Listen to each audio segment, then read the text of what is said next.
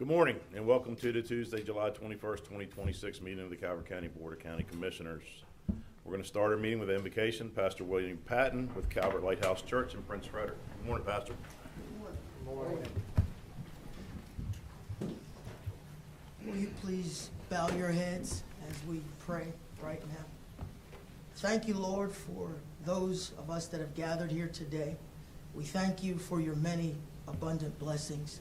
We thank you for life itself, for the measure of health that we have.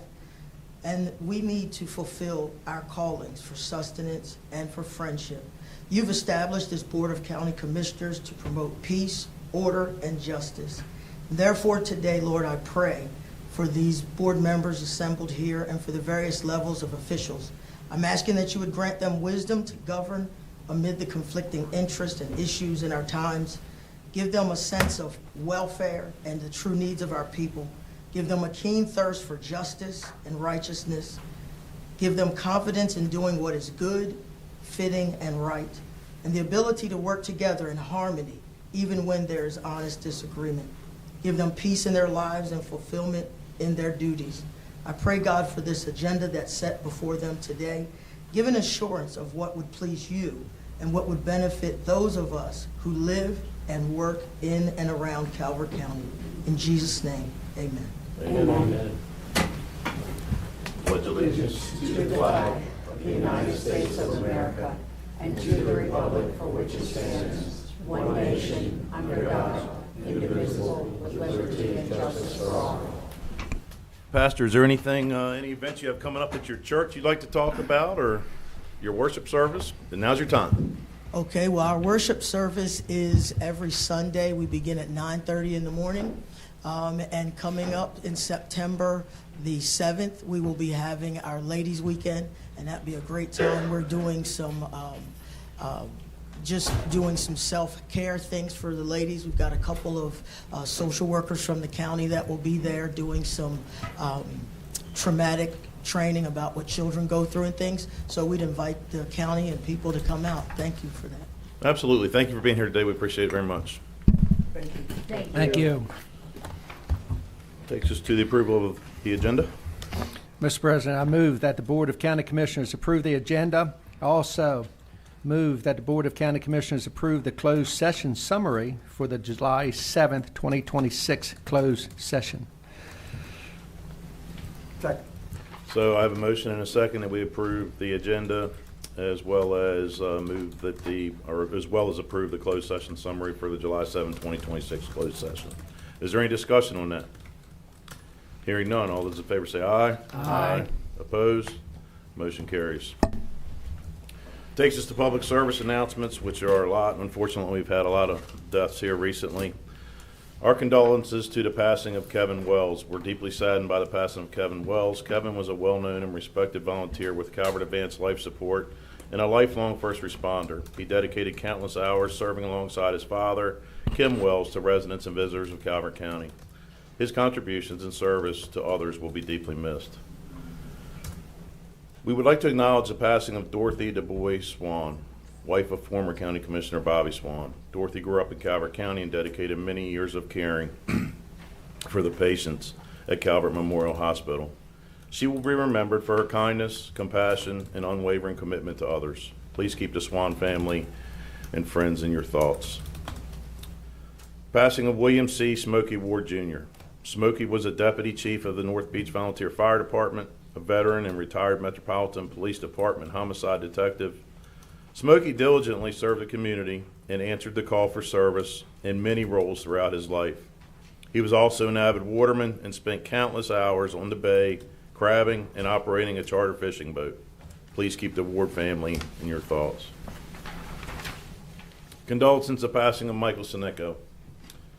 Michael was well-known and respected lifelong first responder who volunteered for Dunkirk Volunteer Fire Department and Calvert Advanced Life Support. In addition, he faithfully served as an archbishop, was a dedicated educator, and a cherished friend and mentor to many. Please keep the Sineco family and friends in your thoughts. The AWS Amazon presentation. AWS was scheduled to attend today's meeting to provide information and updates on its submitted project. At this time, AWS is not ready to proceed with the presentation. We understand that many residents have questions about the status of this project. The county has not received an official update. When there is confirmed information, it will be shared with the community.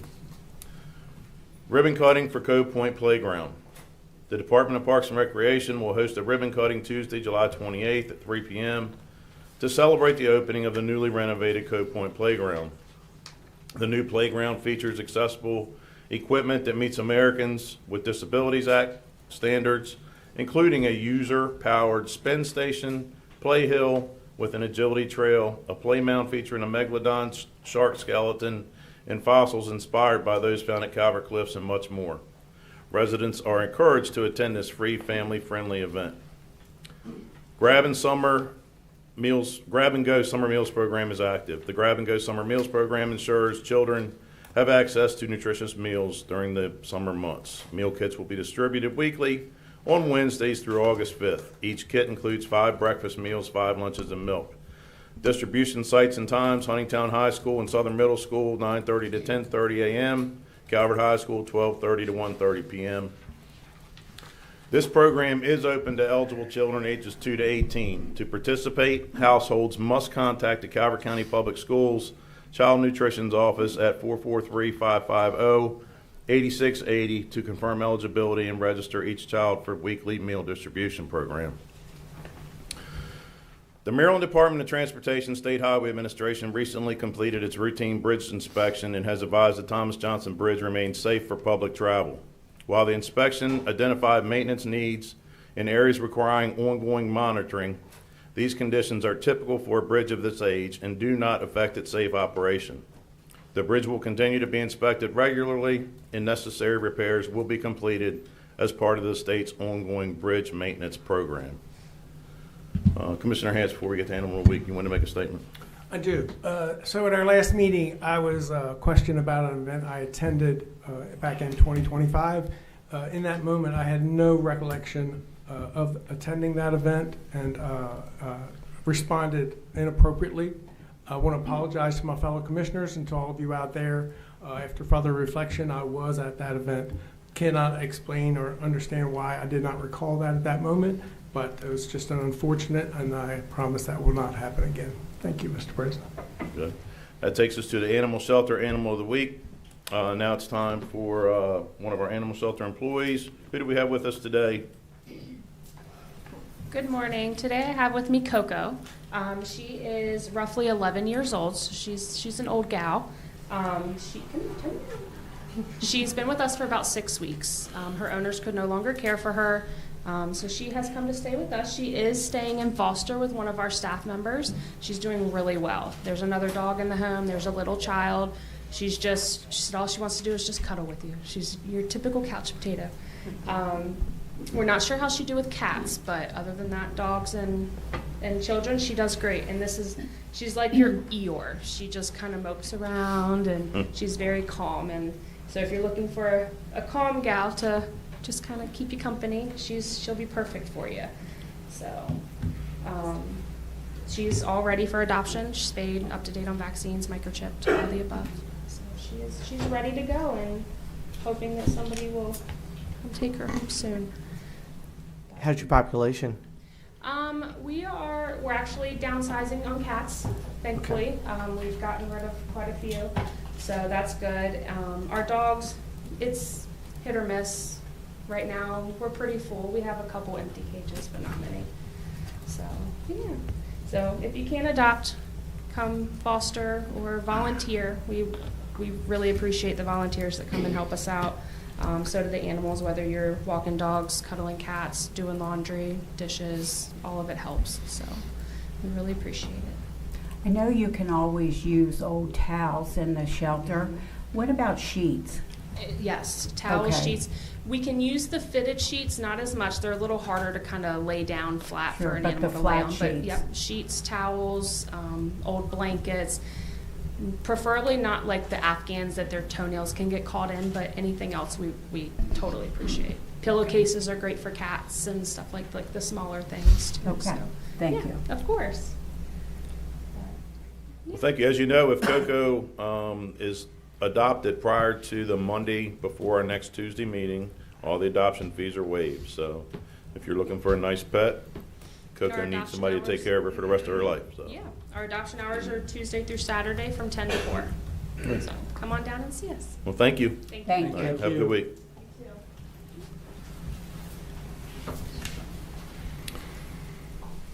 That takes us to a proclamation for Buy Local Week. Commissioner Hance?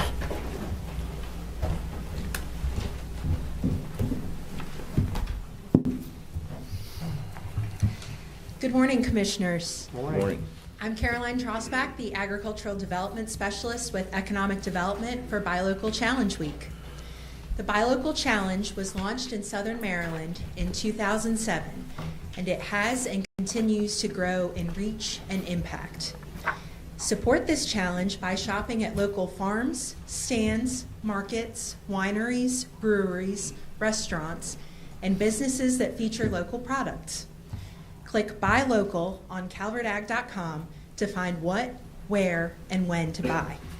Start today at the Calvert Health Farmers Market, North Campus parking lot, 2 to 5:30 p.m. We can celebrate the end of Buy Local Challenge Week in St. Mary's County on Monday the 27th at Lion Family Farms from 5 to 8 p.m. Tickets are $5, which includes family-friendly activities and features Southern Maryland vendors. Anyone can take the challenge at buylocalchallenge.com and keep buying local all year. Now let's meet some of the farmers and makers who provide some of these fantastic products. Thank you. Who do you have with us?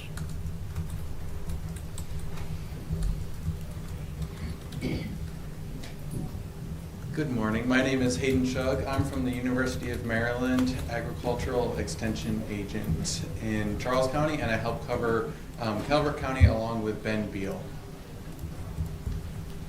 Good morning. Erin Farley, Calvert Health Medical Center. We're always so excited to be here and support the Buy Local Challenge. Good morning. Stephen Collins, also from Calvert Health Medical Center. Kaylin Case from Calvert Health Medical Center. I'm Julie Oberg. Good morning. I'm Director of Economic Development. And I just want to make a couple comments that agriculture plays an important role in our economy. It showcases our farming history, our connection to the Chesapeake Bay and our watermen, the rural heritage that continues to define our community and contribute to our exceptional quality of life. It's also one of the 4 key pillars that we prioritize at the Department of Economic Development. While rooted in tradition, our ag economy continues to grow and diversify through vineyards, wineries, breweries, farm markets, pick-your-own farms, and agritourism. And the Buy Local Challenge is a reminder that every purchase from a local farm, waterman, market, or agricultural business is an investment in Calvert County. It supports our local families, it strengthens our economy, and preserves our heritage that makes the community such a special place to live, work, and visit. Thank you. Good morning, Commissioners. I'm Ron Clauda, and I operate the Pleasant Peninsula Apiary where I raise honeybees. And I sell my honey at the farmer's market behind the Calvert Medical Health Center, so I'll be there this afternoon, rain or shine. Thank you. Good morning, Commissioners. I'm Rachel Norris Achterberg here on behalf of the Southern Maryland Agriculture Development Commission and as a small farmer, the owner of Achterberg Acres in Southern Calvert. So good morning, everybody, and thank you for joining us. You know, agriculture is the #1 industry in Maryland, and here in Calvert County is a significant factor in our commercial base. You know, everybody likes riding around seeing the farms, but the farmers have to be profitable in order to stay on that land. And when you buy local directly from a farmer, that money goes directly in his hand. There's no middleman, and that money gets spent sevenfold in a community, if my history is correct on keeping that money in the community. So we want to make sure that you support the farmers markets, not just this week, but all summer long, all winter long. We're so blessed to be here surrounded by water. You have watermen here, you have fresh local seafood, you have forestry products, you have crafters. If you go to a farmer's market, it's not just about produce. It's about a whole lot of other things, but it's those small entrepreneurs out in our community, and this is their opportunity to make direct sales to the public. So I want to thank all of you for coming out, and we have a proclamation to read. Whereas Calvert County agriculture, aquaculture, forestry, and wild harvest watermen provide high-quality, locally grown and harvested products. And whereas local farmers, foresters, and watermen link the past to the present and are vital to the county's economy, environment, and quality of life. And whereas support for Calvert County's local producers and harvesters is found through its citizens' desire to maintain our farmland and waterways, and through their choice to purchase fresh, locally grown and harvested produce, various meats, and beverages from local breweries and wineries, which contribute to higher nutrition, better taste, less waste, and less pollution. And whereas Calvert County is committed to promoting local agricultural enterprises and calls upon all citizens to choose products produced and harvested in the region's farmlands and waterways daily. Now therefore be it proclaimed by the Board of County Commissioners of Calvert County that the week of July 16th through the 27th, 2026 be known as Buy Local Week in Calvert County. Be it further proclaimed that we encourage all citizens to pledge to enjoy one Maryland-grown product every day during Buy Local Week. Given on our hands and sealed this 21st day of July 2026, signed by all five. Thank you.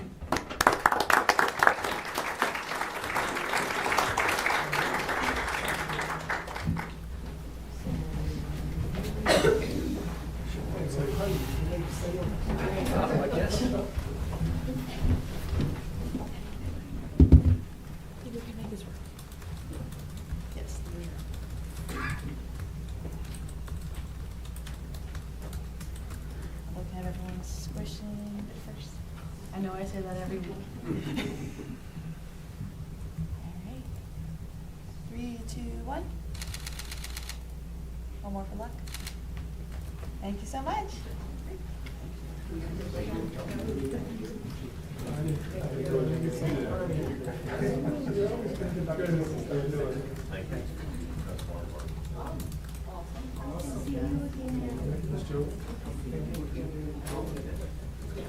How are you, sir? Good to see you.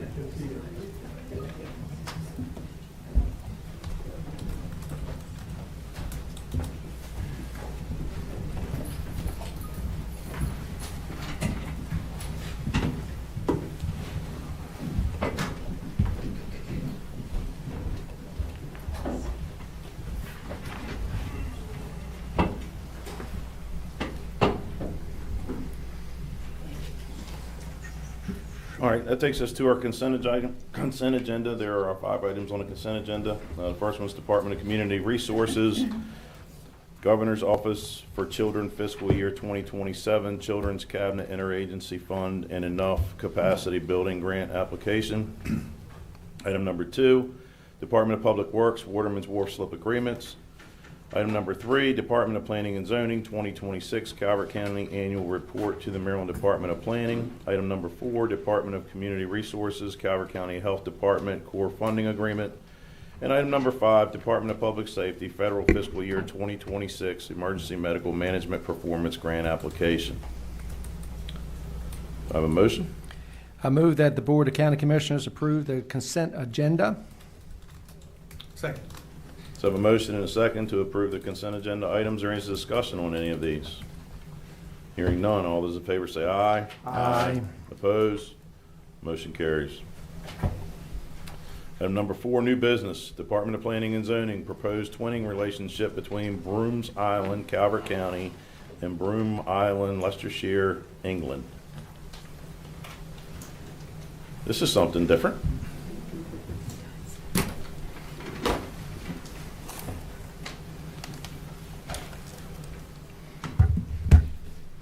Hi, I am Tay Harris. I'm the Long Range Planner for the Department of Planning and Zoning. It's nice to see you all today. Welcome. This is Katie Strauss. She's Planner 1, and she has headed up this effort, and she will be presenting to you as well as reading the memo. Okay. Good morning, Commissioners. Good morning. Subject, proposed twinning relationship between Brooms Island, Calvert County, and Broome Island, Leicestershire, England. Background. Calvert County government received correspondence from the Broome Island Community Interest Company, Leicestershire, England, proposing a formal twinning relationship between Brooms Island, UK, and Brooms Island in Calvert County. The proposal seeks to establish international ties focused on cultural and educational exchange. Discussion. A twinning jurisdiction is a formal partnership between 2 municipalities or regions, often in different countries, established to promote cultural, educational, and economic exchange. These relationships are typically symbolic and collaborative in nature, fostering goodwill, shared learning, and community connections through activities such as student exchanges, joint events, and knowledge sharing. On Tuesday, April 21st, the Department of Planning and Zoning staff met with Brooms Island Civic League to discuss the opportunity presented to Calvert County and to gauge community interest in participating in the proposed partnership. The consensus from the community was positive. The Civic League and community members in attendance expressed interest in moving forward with the twinning relationship and exploring the next steps in the process. Physical impact, none. Conclusion recommendation, staff recommends that the Board of County Commissioners acknowledge the proposal and initiate further evaluation. Any questions? I don't have any. So is that your only slide for the presentation, or? Yes, sir. All right. So how did it all start? I mean, So we actually received a letter from the CIC back in January, and they are actually approaching us wanting to establish a twinning relationship. As to what they exactly want to do right now, we're not sure because we have yet to respond, but hopefully with your blessing, we can go ahead and start this relationship and see how they would like to go from here. We have previously been in a twinning relationship with Filey, England, back in around 2004 is when we began it. It's kind of quieted down since 2016, but once I get this project under my belt, I would really love to establish more relationships and reconnect with Filey. okay. And the community down there all in on this? Yes, sir. Yep. When we met with them, they were very interested in this project. They actually brought ideas to me as to how we already kind of connect with England. For instance, I believe with St. Leonard Firehouse with the radio communications, they brought that idea to me. So I'm sure maybe that might be in the correspondence once we get with Leicestershire, but gotta wait to see. Right. Right. And hopefully next time I see you again, I will have a proposed budget for you guys so we can go over there and meet our new friends. I would just like to add that the females get the cabin because it is an island that's undeveloped, and there is one cabin. So the females get the cabins, but the males get the tents. But we will have a great time. Any questions? Have none? No? Okay, good. Were you kidding about that, to go over there? You were, Yes, right? yes. It's a dream. Okay. It's a dream It's a dream. statement. Okay, just keep it a dream. On my dime. How about that? Mr. President, I move that the Board of County Commissioners acknowledge the twinning proposal with Brooms Island, Leicestershire, England, by directing staff to transmit the proposal letter, further evaluate the proposal, and report back to the Commissioners. Second. So I have a motion and a second to acknowledge the twinning proposal with Broome Island, Leicestershire, England, by directing staff to transmit the proposed letter, further evaluate the proposal, and report back to the Commissioners. Is there any discussion on that? Hearing none, all those in favor say aye. Aye. Opposed? Motion carries. Thank you, ladies. Thank you very much. Thank you.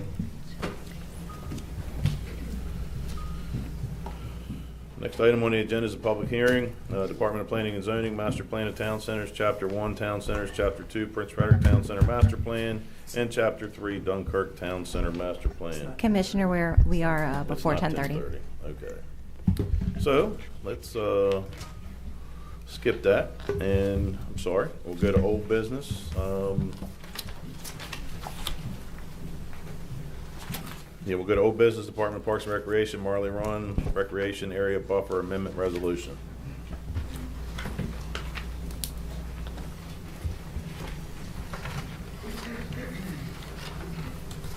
Bob Branham, J.R. Cosworth.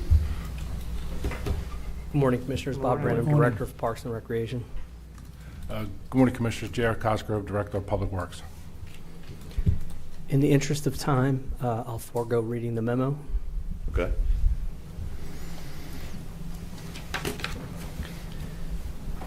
So we've had a lot of discussion on this, and I guess, is there a motion? Staff recommended, which is, you have the motion, Yes, Commissioner Cox? yes, sir. I move that the Board of County Commissioners close the record and repeal and reenact the amendments, Resolution 3-92. Now, this is as pertained to the buffer change in condition number 9. And that's all. Is there a second to that? Second. So there's a motion and a second that the Board of County Commissioners close the record, repeal and reenact the amendments, Resolution 3-92, which applies to the specific buffer change as stated in condition 9. Is there any discussion on that? Yeah, just an explanation for people at home. So my understanding is it just goes back to the way it was. There's no changes now. Correct. Correct. Okay. We have someone leaning on the lights back there. No changes, no changes. No flooding with buffer. No changes. No amending the buffer.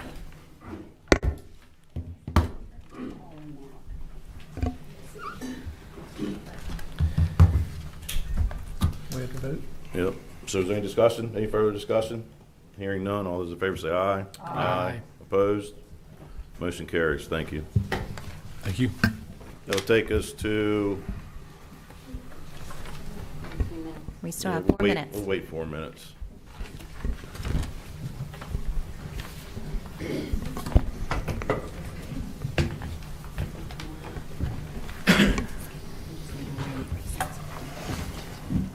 Commissioner, you are able to recess for 4 minutes and return in at 10:30. We'll take a 4-minute recess. We'll be back at 10:30.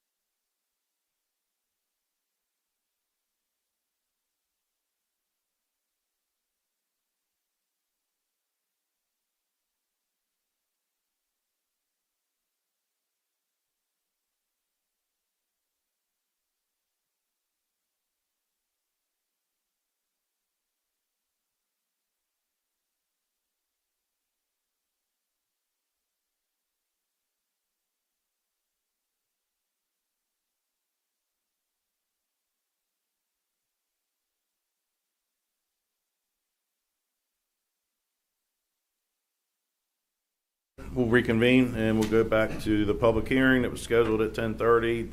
Public hearing number 1, Department of Planning and Zoning, Master Plan of Town Centers, Chapter 1, Town Centers, Chapter 2, Prince Frederick Town Center Master Plan, and Chapter 3, Dunkirk Town Center Master Plan. Mr. Brinkley. Good morning, Commissioners. Jason Brinkley, Director of Planning and Zoning. There are 2 public hearings scheduled for today. Both public hearings were duly advertised, and a certificate of publication is made part of the record for each. Citizens are invited to provide comments to any and all the public hearings for each or all of the hearings after each presentation has concluded. Each presentation will have a separate comment period following that presentation. Anyone interested in signing up in person to speak can see the podium next to the County Attorney's office. With that, I will turn it over to Tay Harris, Long Range Planner, to walk through this presentation. Hello, Tay Harris, Long Range Planner. As Jason stated, we are having a public hearing today. We are requesting that the board hold it for the Master Plan of Town Centers. Chapter 1, Town Centers, Chapter 2, Prince Frederick Town Center Master Plan, and Chapter 3, Dunkirk Town Center Master Plan. Chapter 1, Town Centers, applies to all town centers. Chapter 2 is specific to Prince Frederick Town Center, and Chapter 3 is specific to Dunkirk Town Center. I'd just like to make note that all public comments received during the entire process for all 3 of these chapters may be found on the Master Plan of Town Centers webpage. They are compiled and have been considered for incorporation by the Planning Commission into the draft plan that we are looking at today. And we have received no public comments for this particular public hearing at this point. The first chapter, Town Centers, includes the relationship of the Town Center Master Plans with the Calvert County Comprehensive Plans, visions, goals, and objectives. It also includes implementation measures of local, state, and federal regulations, policies, programs, and services, as well as supportive partnerships with local agencies, nonprofits, and regional planning organizations. This chapter also includes functional plans and studies, such as the transportation, water and sewage, parks and recreation, public transit, and hazard planning documents. It also considers related studies and initiatives, such as pedestrian and bicycle studies, the Housing for All Task Force, and all hazards plans, among many others. In the next series of slides, I'm going to discuss the Prince Frederick Town Center Master Plan update. There has been some history with this plan. It has been before you 3 other times. So I'm going to start with when the Planning Commission first deemed it consistent with the comprehensive plan. And that was on July 16th, 2025. On September 30th, 2025, December 2nd, 2025, and January 13th, 2026, the board held a public hearing and 2 continued public hearings to discuss the build-out status of Symphony Woods and Calvert Town subdivisions, road adequacy mitigation requirements, potential development of employment center zoned properties if rezoned to the traditional suburban subdistrict as part of the town center incorporation process, approval timeline for incorporating employment center zoned properties into the Prince Frederick Town Center, and definitions and permitted uses in the town center and employment center districts. And I would just like to take note that in the comprehensive plan, it specifically states that employment center properties shall be incorporated into town centers on pages 3-18 and 3-19. It is also included in the Calvert County zoning ordinance in Article 7, Commercial Districts, Section 7(1)(d). Under economic or employment center district, it says these districts will exist on a temporary basis. All employment center districts are planned to be phased out following the update of the town center master plans and zoning ordinances as recommended in the comprehensive plan. So in English, I know you're looking at me because you know what I'm going to say, it's still an expansion.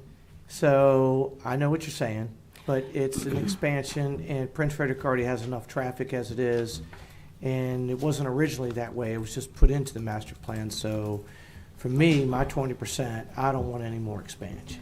Okay, so I would just like to state that the employment center districts were intended to be transitional Years districts. ago, I know.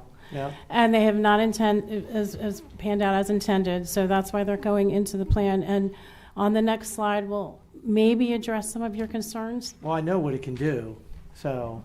Okay. Go ahead.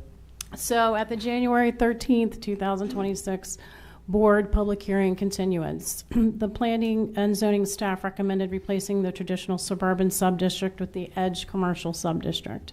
The intent of this edge commercial subdistrict is to allow uses that minimize infrastructure impacts, environmental sensitive land impacts, while remaining consistent with the intent of the town centers. I get it, yeah. Okay. But it's still an expansion. It's what, 150 acres and maybe 50 usable, something like that. To me, it's a big impact. Acknowledged. Thank you. The board remanded the draft plan to the Planning Commission to determine whether the Edge Commercial Subdistrict is consistent with the Calvert County Comprehensive Plan, and on March 18th, 2026, the Planning Commission found that the Edge Commercial District is indeed consistent with the Calvert County Comprehensive Plan and recommended adoption by the board.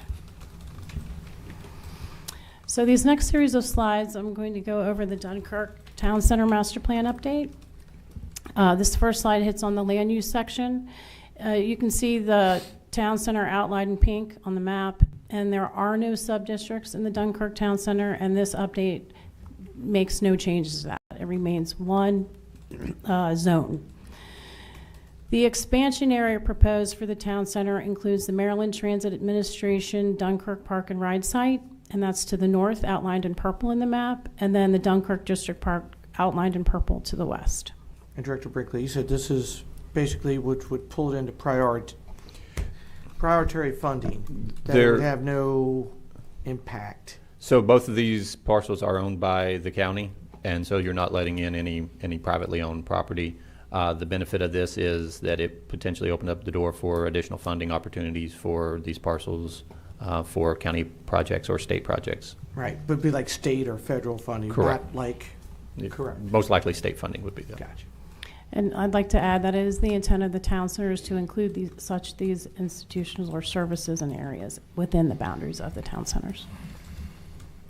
In the land use section, it also includes a recommendation to create a distinctive gateway, seeing as the town center is the gateway to the county as well as the town center. Potential features may include the county flag, conservation landscaping, lighting, community art, and signage highlighting historic Smithville.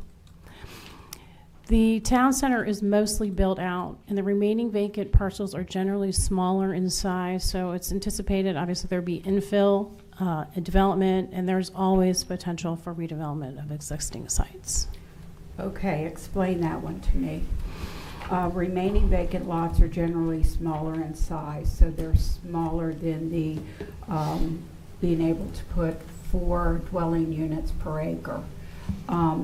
The remaining vacant lots, are they zoned for commercial? Are they, I understand the only thing that can really go into Dunkirk Town Center now would be if they did a 55 and older, and there's been no appetite for that. Is that correct?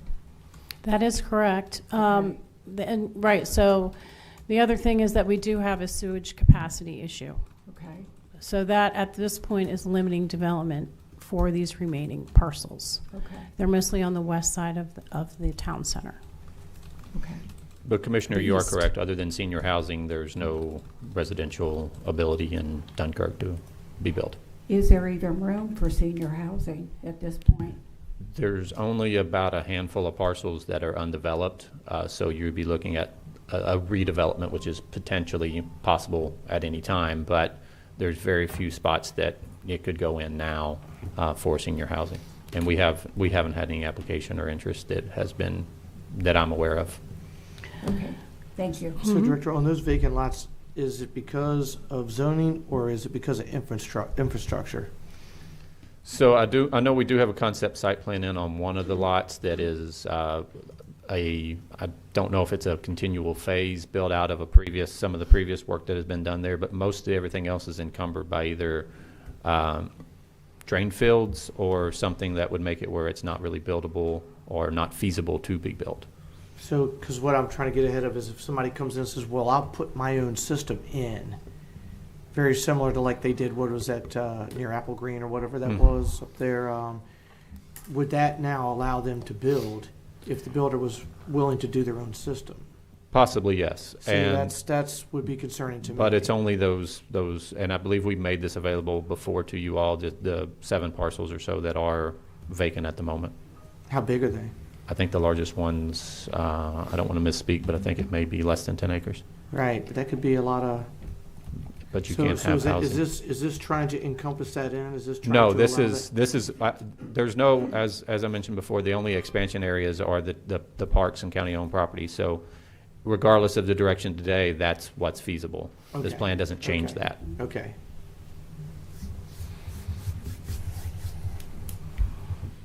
Okay, on this slide, we're looking at environmental and natural resource highlights. As you can see, the town center is located in the Hall Creek and Kings Branch watersheds. This is shown on the map to the left. And on the 2 maps to the right, you will see the impervious surface cover map and the tree cover map.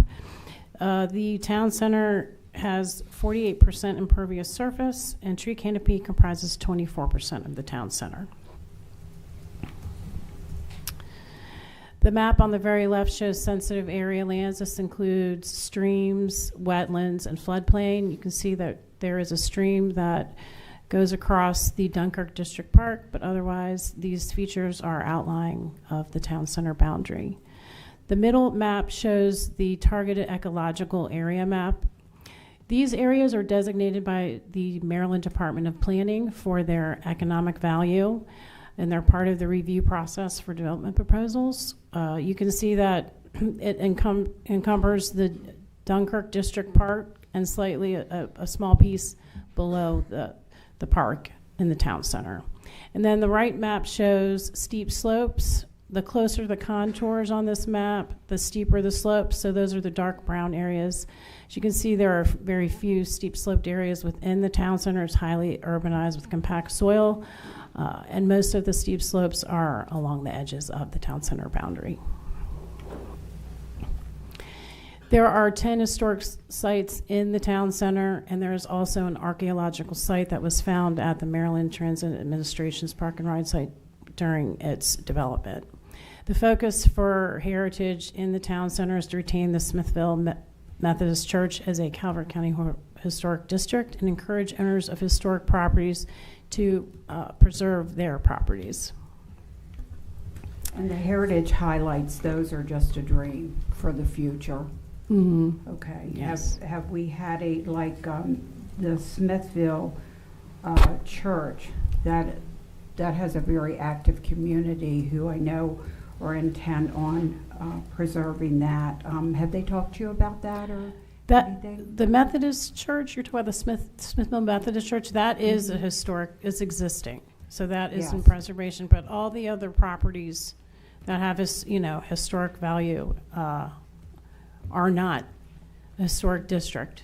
The Smithville Meeting Hall, you may not even know this, but some of my fellow commissioners may know this. Is that where the post office was and there's a dentist there now? It rings a bell, Yeah. but yeah. Yeah. I think it's right on the corner. Yeah, on the corner. Okay, thank you. Thank you. Okay, so on this slide, we're looking at our housing characteristics. As you'll see the map on the left, there is an outline of the Dunkirk census designated place in blue. It is much larger than the Dunkirk Town Center and the incorporation areas. This census designated place is used by the U.S. Census Bureau to analyze census data in an area that's unincorporated in such a way that it mirrors an incorporated area. So there are no housing developments within the town center limits itself, but within the census designated place, the majority of single-family homes are single-family. There is a strong home ownership rate at 99%. The median home value is about $560,000. The median monthly mortgage is about $2,800. Rental rates range from $1,700 to $3,200. And housing affordability is generally within range for median income households, but is increasingly unaffordable for households at 30%, 50%, and 80% of average median income. And average median income is established by the U.S. Housing and Urban Development for housing assistance programs. So vulnerable individuals and households are eligible based on their income, and these thresholds are the 30, 50, and 80%, and they're published every year by the Department of Housing and Urban Development.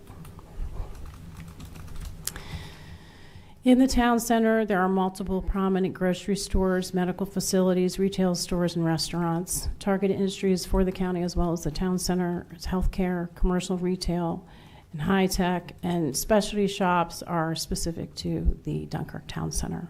The focus for economic vitality is small business attraction and retention.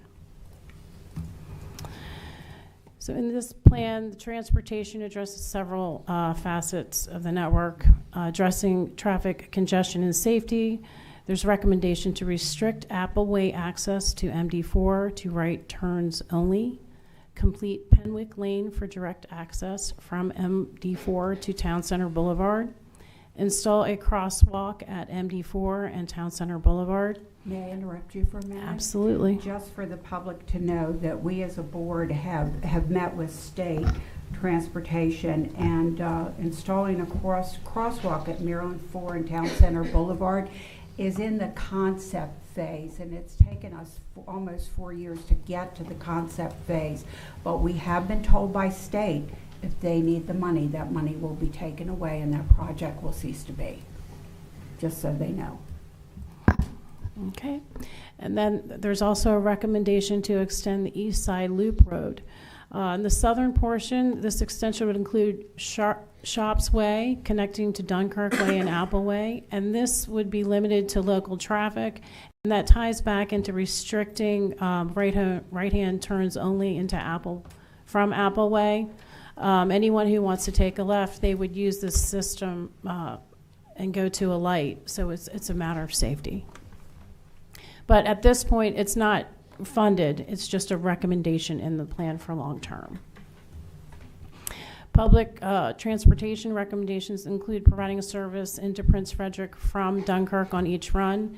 This entails additional service along Dares Beach, Wilson, and Ponds Wood roads to create a bi-directional service along the majority of the Dunkirk route.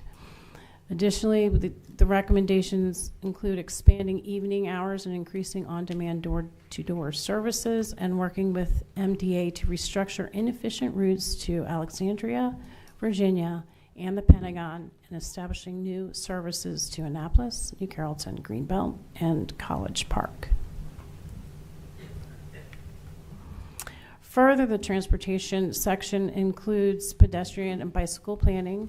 This would be to establish a shared use path along Dunkirk Way and Town Center Boulevard, upgrade and extend bicycle facilities within the Dunkirk District Park, connect to the Dunkirk District Park to Dunkirk Marketplace with an access gate, establishing a pedestrian crossing at the intersection of 4 and Town Center Boulevard, which we've hit upon previously, connecting the Dunkirk District Park to Ward Farm Recreation and Nature Park with a shared use path, addressing sidewalk gaps along the developed parcels on MD4, and constructing a shared use pathway along Shops Way right-of-way to Dunkirk Way.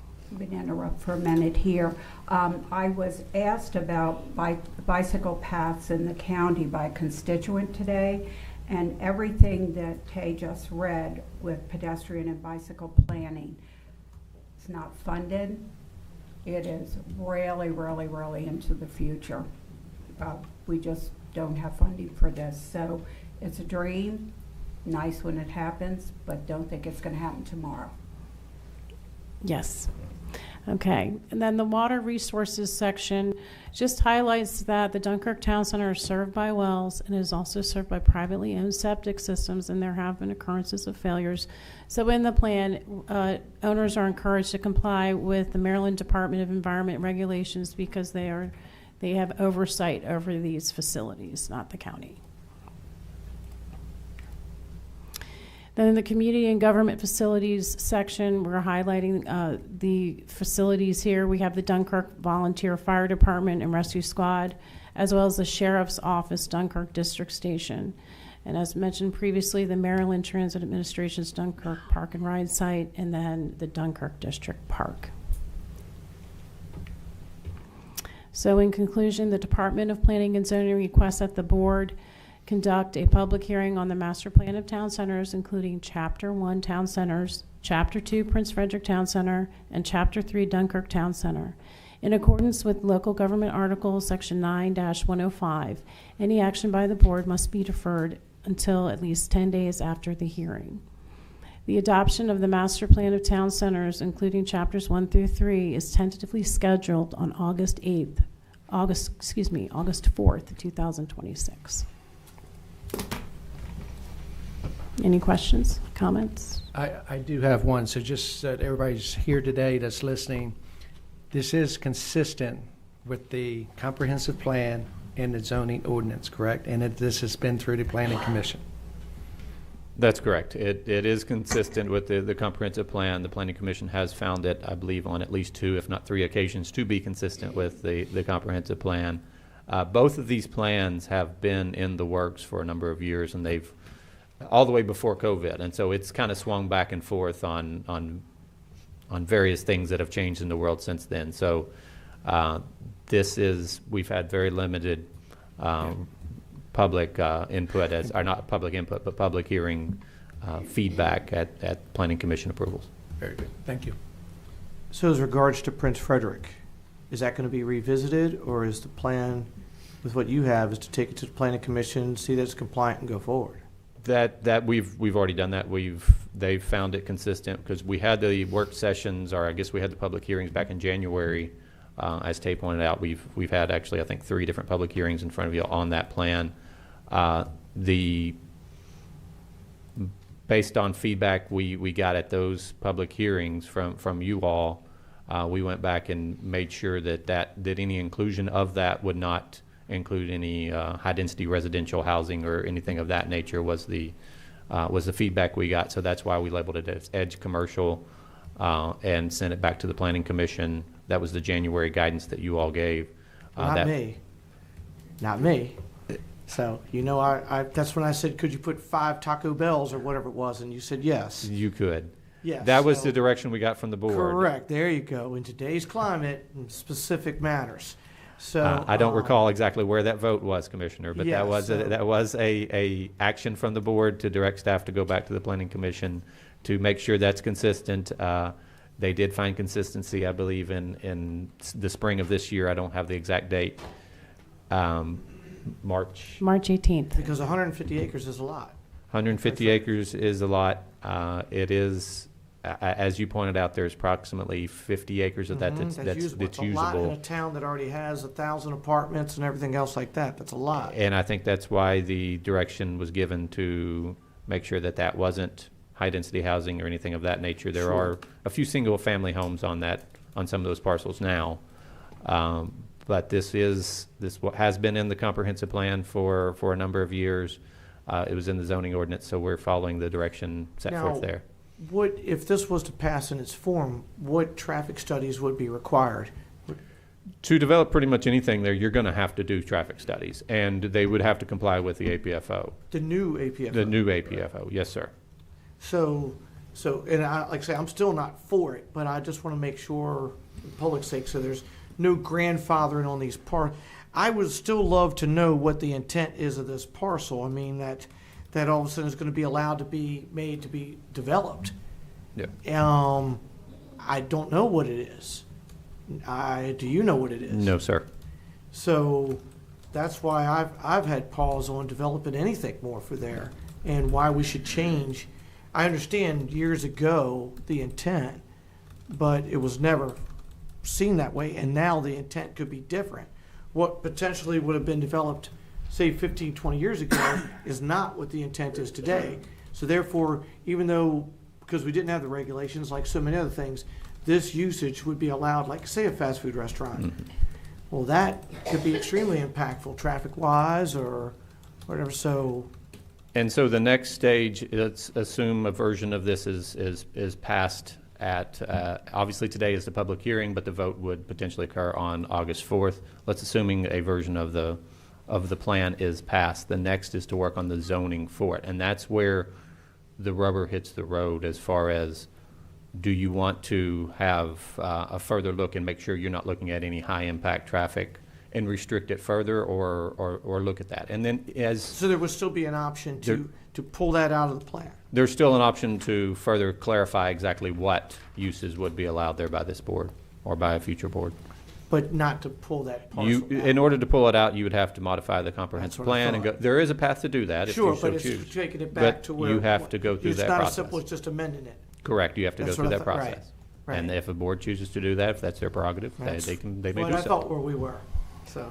So, Mr. Director, what happens if it doesn't get included in the town center?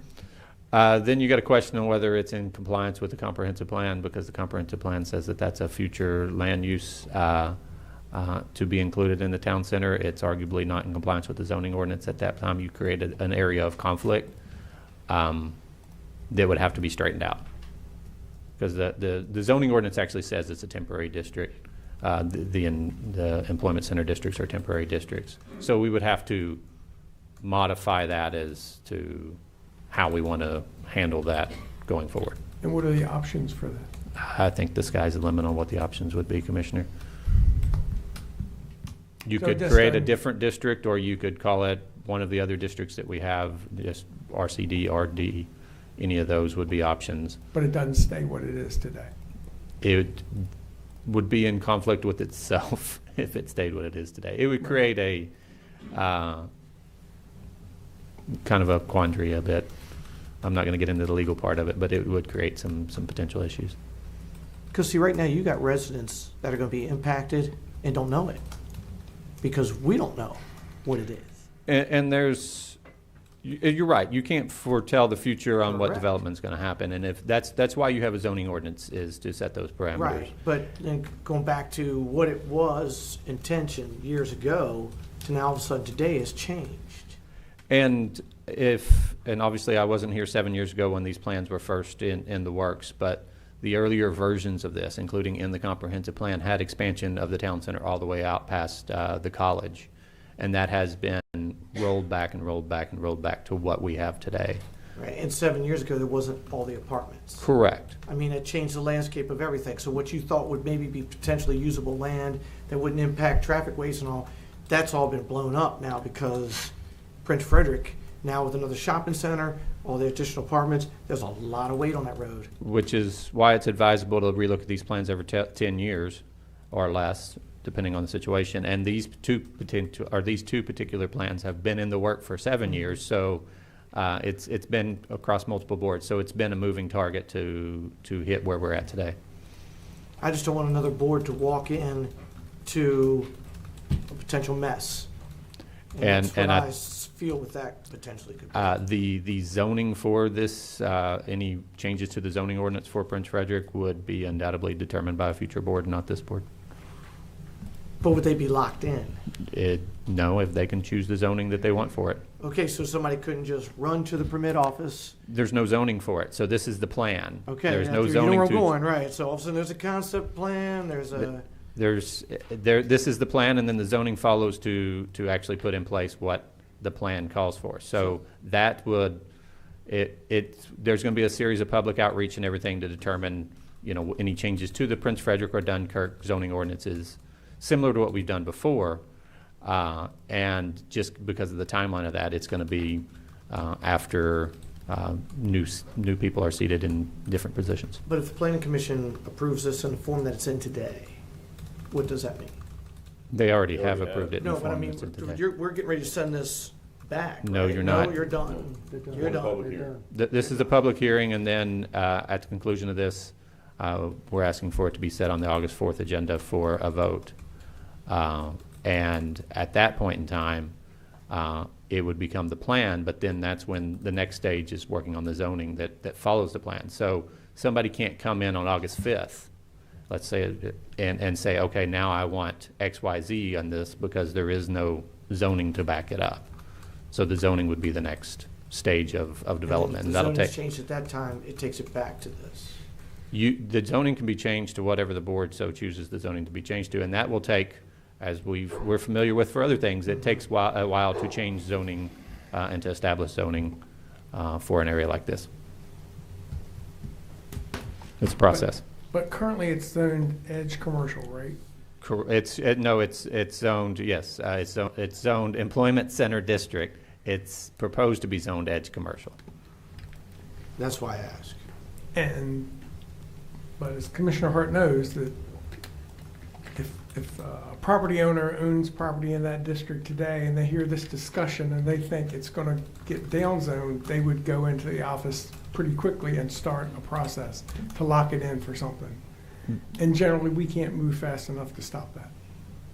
That's generally what happens, right, Commissioner Correct. Hart? Correct. I mean, that's what history has dictated. Right. So based on this discussion today, they'll be in there tomorrow, Commissioner Hart, and lock in something to make sure they don't lose their commercial abilities.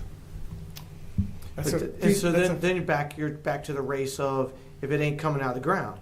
Yes. Right. So now we've seen this movie. Right. So now the concept plan comes. Yeah.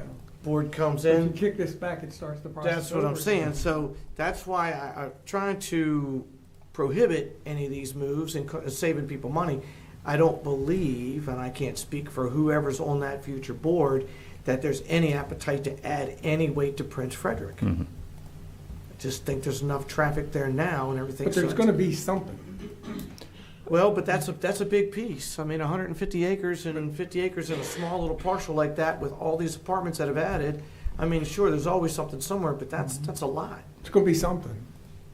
Correct. I mean, it is employment center, and there's a variety of uses that are allowed in that It's not going to today. be zoned open space.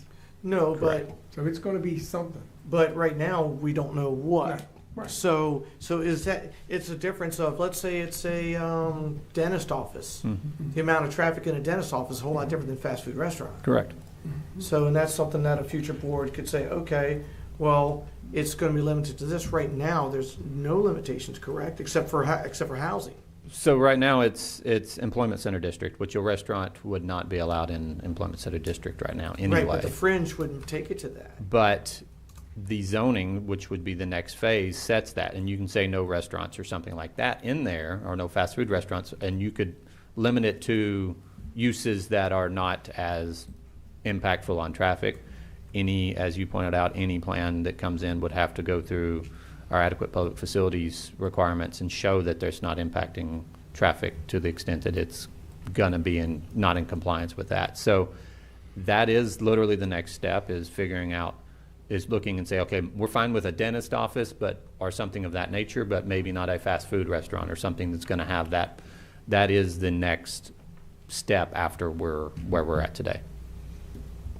And that's where the meat and potatoes come in. And the only thing that triggered, excuse me, the only thing that triggered all those apartments is that reduction in the TDRs. And we changed that back. Yes, but So that's what triggered all those apartments. that was the race to the counter. Yeah, once you But- reduced the requirements for TDRs, they all rushed in there and got them Right. locked in. And as soon as we raised it back, nobody's coming in with new apartments. No, but you know, you still know what the next, and that's been the thing. They know how slow government moves. So, like you say, that's been the race to, and that's why I'm trying to be proactive here, of saying that, because you're right, there'll always be something. If they had never lowered those TDRs, we wouldn't have all these apartments. Hopefully not, but who No, knows? it wouldn't have happened. You know. The economics. But that's what happened. When you reduce those TDRs, it allowed all these apartments to move forward. Because it automatically made them profitable. But now that we've taken the TDR requirements back up, they are not profitable. And we've cut the density down to 4. Right. Nobody's gonna come here and build apartments under a density ratio of No. 4 units per acre and requiring 3 or 4 TDRs. Right. It But what what- doesn't pencil out. No, true, but what else? But can 3 they do? votes can always come in and change that. No matter what you do today, 3 votes Right. can always change that. But what else can they build? And that's just my fear of, don't want to put any more traffic in Prince Frederick. Understood. All right. Well, let's hear from the public on it, see what they have to say. Yep. So So the- Commissioners, oh, sorry. Go ahead, the floor is open for public comment. So at this time, nobody has signed up in person to speak for this particular public hearing. We do have individuals that are online. Individuals that wish to speak regarding this public hearing specifically are asked to raise their hand using the raise your hand function or by pressing *5.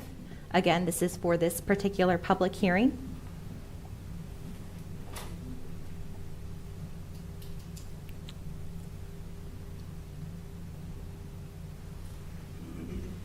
Nobody has raised their hand for this particular public hearing. All right, do we have a motion? Mr. President, I'm making a motion. I move that the Board of County Commissioners direct staff to bring this matter back before the Board of County Commissioners at a future meeting no less than 10 days from today, July 21st, 2026. And that keeps public comment open, right? Yes. Correct. Second. So we have a motion and a second that staff bring this matter back before the Board of County Commissioners at a future meeting no less than 10 days from today, which is July 21st, 2026. So that puts us to August 4th. August 4th. We do have someone who wants to speak. Oh, can we hold that motion? She's got the. Sign up first, please. Sign up first, please.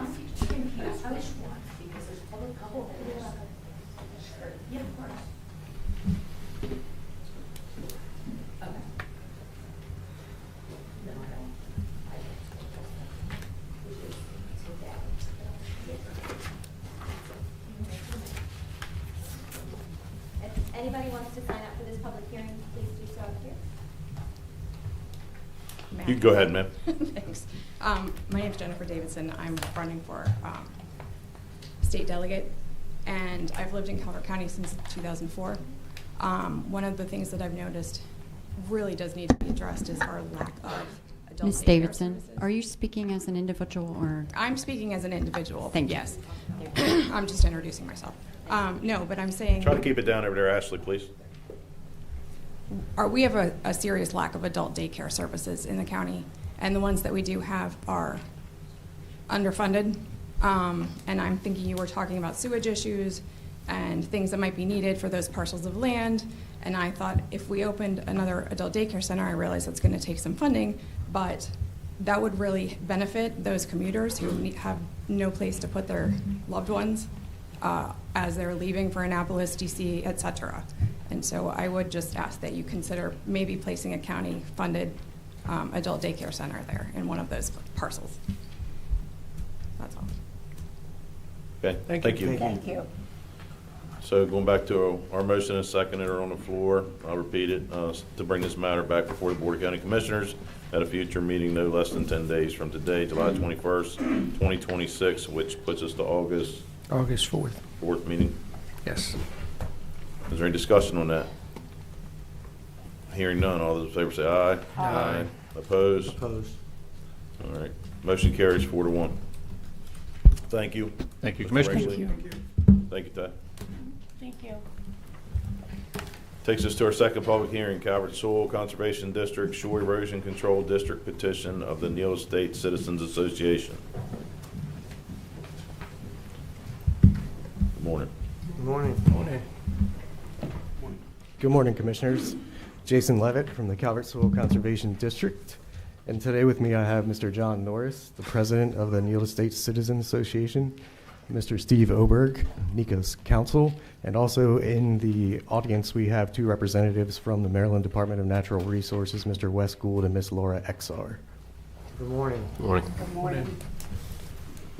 And if it pleases the board, I'll go ahead and read the memo. Go ahead.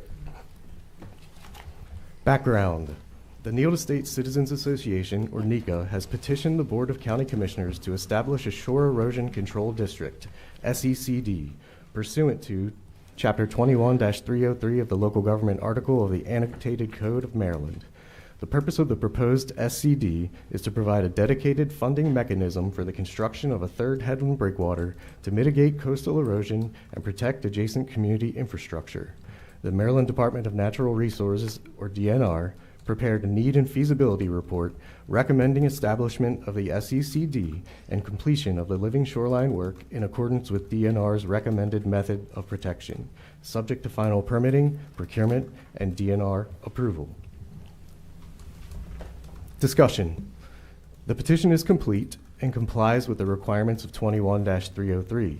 DNR's report identifies 118 residential dwellings within the proposed SECD and recommends shoreline protection for approximately 430 linear feet of community shoreline through installation of an approximately 180 linear foot headland breakwater, clean sand fill, and marsh grass plantings.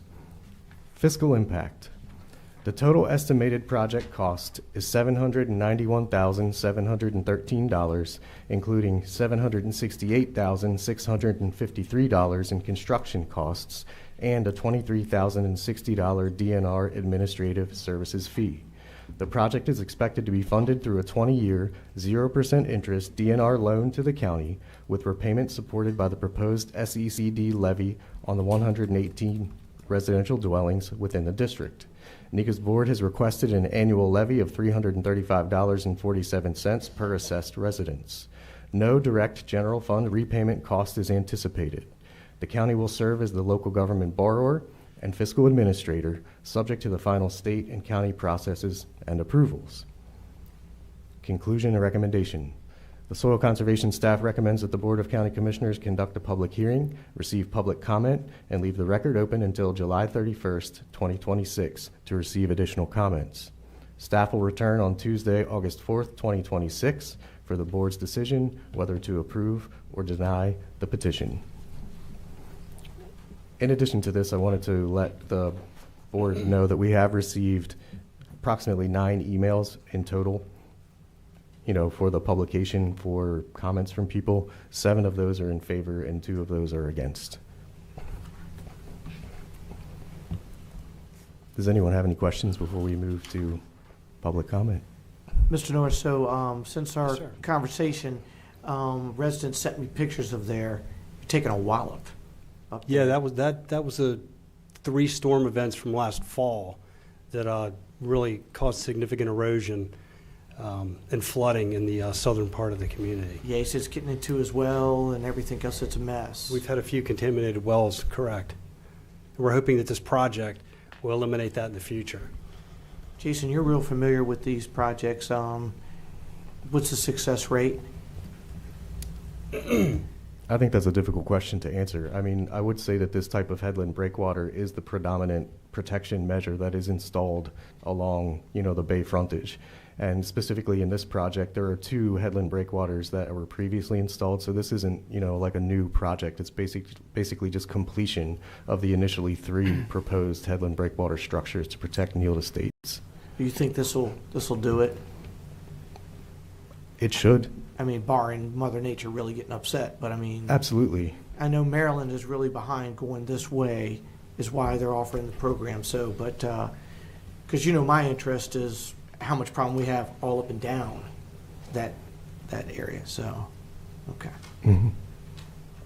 And So just to add to that, Commissioner Hart, if you saw the before pictures of the phase 1 and what it looks like today, I mean, beach is coming, full circle. So it just seems that it's moving north and south. So we just got to protect the rest of them. Correct. Mr. Norris, you conducted a poll of your residents of the community, right? That's correct. Can you tell us how many people participated in that and what the ratio of proponents and opposition? Yeah, the statute that created the ability to do this, the DNR article, required at least 75% of the residents in the community sign a petition, which were submitted to the county. My last count, I think, is we hit the 83 percentile mark.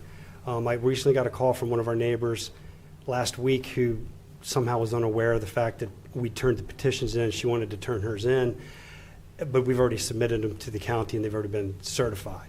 So just a rough estimate would be 83% of the community has signed a petition. I don't believe anyone is here that's opposing it. I didn't even know really of anybody that was opposing it until Jason just said that. So yeah, I think most it's a tight-knit community. Most everyone that I know is on board with trying to do this and save what's left of the shoreline. And for us, is this just a one-time thing for us? Because I know that we do the STD in Calvert Ranch Estates, and that's got to be renewed every so often. But is this just a one-time thing? This is a one shot. Yes, yeah, yep. So have you all explored, I know Long Beach, they get all the spoils from Flag Harbor, and they actually do it every time they dredge for a maintenance side of things. Was the maintenance side of things addressed in this at all with maybe getting the spoilage out of Breezy Point? Yes, we actually previously applied for and received a modification to the permit for the Breezy Point Marina dredge spoils. However, the marina changed hands. My understanding is the previous permit expired. A new owner has purchased the marina. I've met with him personally. He is going to be dredging anytime. He also said that he would be willing to put the sand portion of the dredge material, pump it back to our beach, which will save us money and save the community members money also. And I have not checked with him probably in at least a month to find out what the status of the dredge project is. It's a little more complicated than that because you can't just pump onto the beach. The material has to be tested by an engineer. We have to set up floats, and it's going to be an expense to the community. But I think for those of you who remember the Breezy Point Park project that you guys, the county, built, a lot of expense related to these projects is the sand. Buying sand. And if we can get free sand, it's a win-win.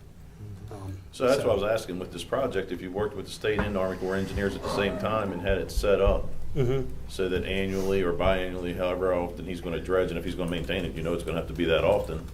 If you guys could have a maintenance program, so to speak, like Long Beach has, I would definitely try to get it in writing now with the state, and that way it wouldn't be a fight every single time you go to do it. Yeah, that's anything we can do to keep sand at our, it's called Plum Point because we're a point. Any sand we can get and keep is a win for us, and also it's a win for the marina because when the owner, dredges, he's got to put that stuff somewhere. Right. And as long as it's basically beach sand, which you can see if you go look at the marina, it's piled up in there, blocking boat traffic. So yeah. My one comment is I applaud you and your community for being proactive. I've not seen anything like this before, and when we talked the other day, I was just blown away by how proactive you all are, and that you've come together and you're willing to incur the expenses of community. So, bravo. Well, thank you. And just if I could just say one thing, when we started this project back in 2020, with Tim Hutchins was the commissioner then, and he and I proposed this plan, and we just slowly been working on it till now. The idea was to use this as a template for other communities in Calvert County to replicate if they experience erosion, shoreline flooding, et cetera. So that was kind of one of our objectives, was to create a process that could be replicated in Calvert County. We spent a lot of time down there filling sandbags prior to. We all did, yeah. Yeah, we did, to try to protect some of those houses. Yep. So it's a good thing moving forward. So, public hearing. All right. So the floor has been open for public comment on this hearing. Resolution 6-89 was adopted and is available here today to maintain the order and decorum of the governmental process. Those attending in person will be invited to speak first. For those joining virtually, if you wish to speak, please press *5 or use the raise your hand function. Virtual participants will be identified by their screen name or last 4 digits of their phone number and unmuted one at a time. Speakers will be asked to state their name and address, and speakers who are providing comment as individuals will be allocated 2 minutes. Speakers who are the designated representative of a group will be allocated 5 minutes.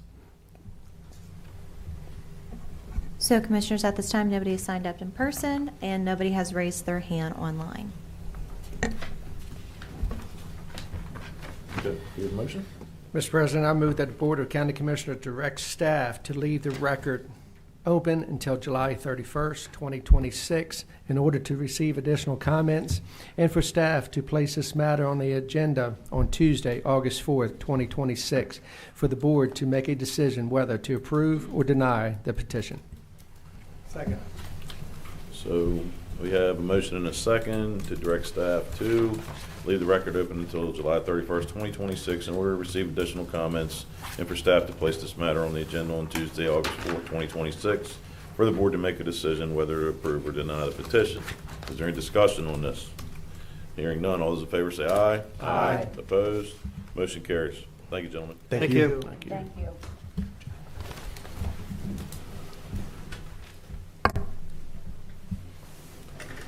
That takes us to work session, Department of Planning and Zoning, requested moratorium on data center projects. Mr. Brinkley.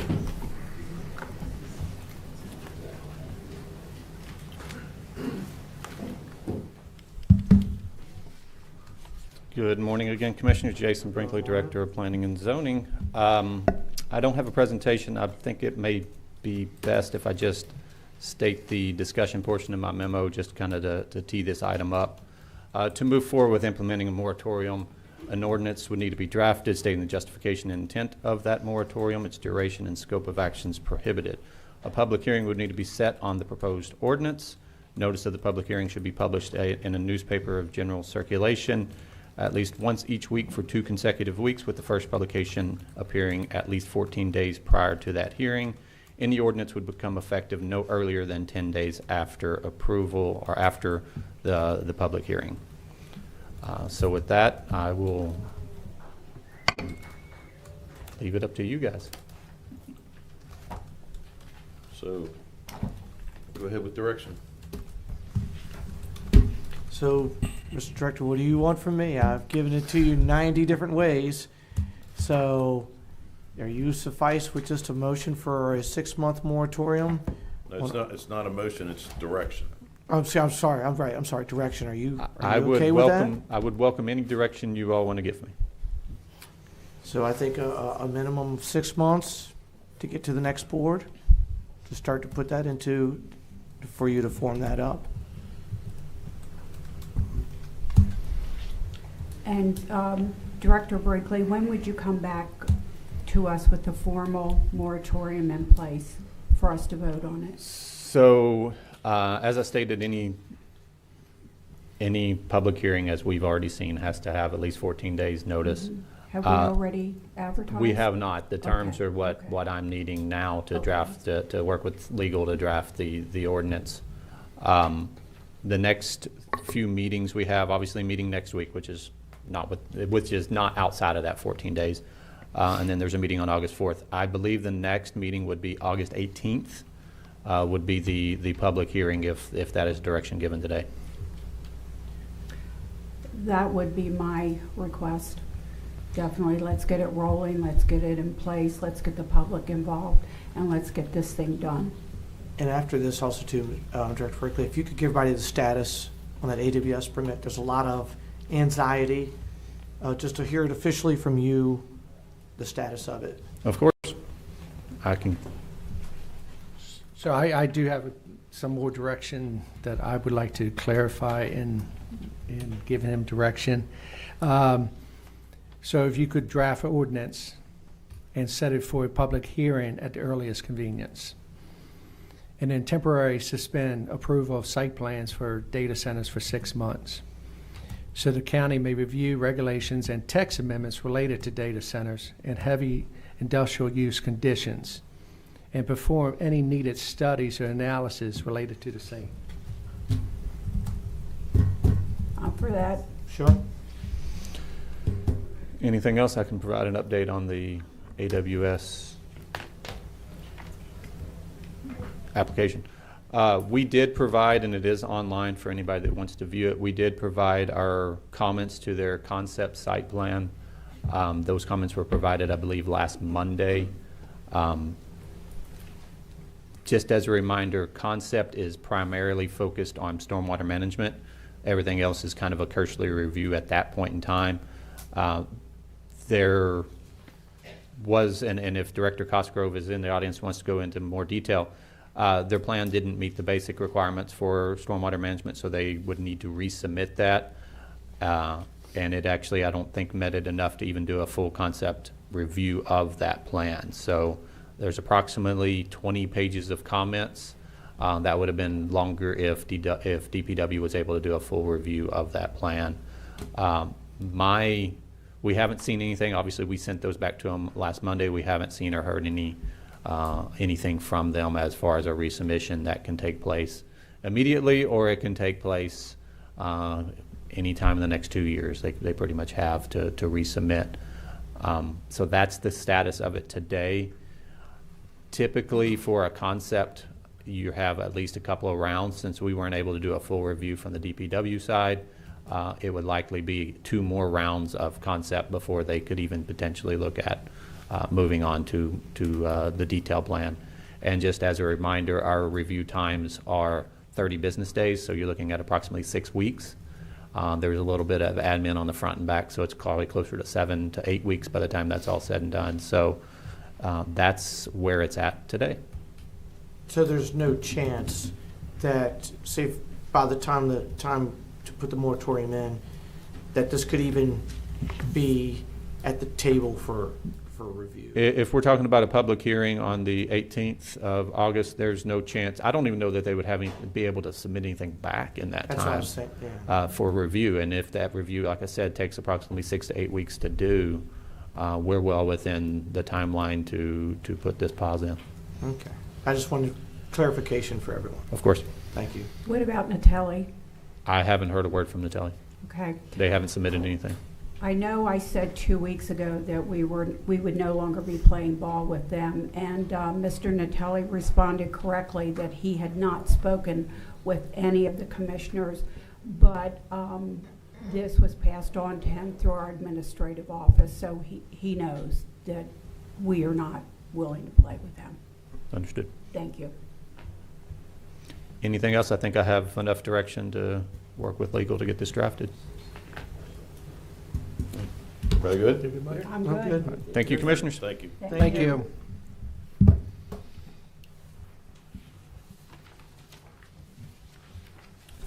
right, that takes us to public comment. To maintain decorum, the Board of County Commissioners adheres to established procedural rules first adopted in 1989 that are applied in a viewpoint neutral way only to genuinely disruptive or threatening behavior. As an invited speaker addressing topics pertaining to county government, please observe the following guidelines. All remarks and conduct must be respectful and refrain from personal attacks, inflammatory language, or disruptive behavior. Prior to commencing your remarks, please state your full name for the record. Individual speakers are allocated 2 minutes. Designated representatives speaking on behalf of an organization or group are allotted 5 minutes. Individuals seeking to influence governmental decisions are categorized as lobbyists and are required to register with the Ethics Commission prior to their engagement with the board. Any individuals that do not comply with these rules will be removed from the hearing room by our deputy sheriffs. Thank you. Okay, so first speaker we have is Patrick Flaherty speaking on behalf of the group. Good morning. Patrick Flaherty speaking on behalf of the silent majority, taking up Dilling's role. An object in motion tends to stay in motion unless acted upon an outside force. This board at the last public meeting stated that data center text amendments are no longer necessary because of the election results and that the data center threat has somehow disappeared. This is simply not true. This board opened the door to data centers with minimal restrictions while you sat idle in your dereliction of duty. Developers continue moving forward. You five must act now to stop this momentum. As lamented at the last board meeting, the reason public comments and social media have become so heated and acrimonious to this board is because this entire board betrayed the trust of the people. You remain silent and work behind our backs to open the floodgates to data centers. That betrayal is why the public is so angry. This is a very angry and betrayed Calvert County that you are hearing from. This heated and acrimonious mindset will continue with full fury until you act according to the will of the people. This board has been advised multiple times, beginning on March 3rd, what the proper legal path and procedure is for bringing a moratorium forward. Deputy County Attorney Pamela Lucas spelled it out clearly, and Jason Brinkley has presented it once again, which was in April, as well as Linda Turner advising the board on occasion. Yet here we are 5 months later, 20 weeks, over 140 days, still discussing the same issue. Each of you have access to the full resources of this government every day, 5 days a week. Access to key staff that could personally walk you through the proper procedures to have a moratorium resolution drafted to be placed on the agenda. There's absolutely no reason why this has taken so long to accomplish, unless, of course, this is all intentional and only a political Kabuki theater performance. Is this board really that incapable and that out of touch? Each of you, as well as Jason Brinkley, have my draft moratorium. Tweak it if you need for form and legal sufficiency. Now, I'll read it right now. I'm sorry, 2.5 minutes. I'll read the important parts. Whereas on March 1st, the county adopted a comprehensive zoning plan update that included provisions allowing data centers in certain industrial districts. And whereas the county has since received significant interest in multiple large-scale data center proposals, including the AWS Constellation project, which could collectively industrialize hundreds of acres, impacting nearly 1,000 acres of forest, place enormous strain on electrical infrastructure, water resources, and generate significant noise, traffic, and environmental impacts. Whereas this board finds that existing regulations may be insufficient to fully evaluate and mitigate the unique impacts of hyperscale data centers on public infrastructure, the environment, property values, and quality of life. And whereas this board desires additional time to conduct comprehensive independent studies, engage the public, review best practices from other jurisdictions, and consider the appropriate zoning text amendments, performance standards, and regulatory measures before further applications. Now, therefore, be it resolved, the Board of County Commissioners of Calvert County as follows. Moratorium imposed. Effective immediately upon adoption, there shall be a temporary 6-month moratorium on all acceptance, process, and review, approval applications, site plans, conditional use permits, or building permits for data centers as defined in the zoning ordinance within Calvert County, including any applications currently pending before the county. Purpose. This moratorium is enacted to allow the county sufficient time to complete independent studies on impacts on electrical, water, supply, resources, stormwater management, noise, traffic, visual character, and the Chesapeake Bay watershed. Engage residents and stakeholders in meaningful public input, evaluate, and, if necessary, amend the zoning ordinance to include appropriate performance standards and safeguards. Ensure future decisions are made transparently and in the best long-term interests of Calvert County. And it's ironic that today, I just lost it. There it is. Several Maryland jurisdictions have already slowed or stopped new data center development while the study of industry's potential impacts. Frederick, Montgomery, Washington counties have each approved a 6-month moratorium. Prince George's County adopted a 2-year moratorium. In Hartford County became the first county in Maryland to prohibit new data center. There is nothing from stopping you from doing the exact same thing today. Schedule a public hearing, you have the moratorium, edit it if needed. Thank you. Thank you. Thank you.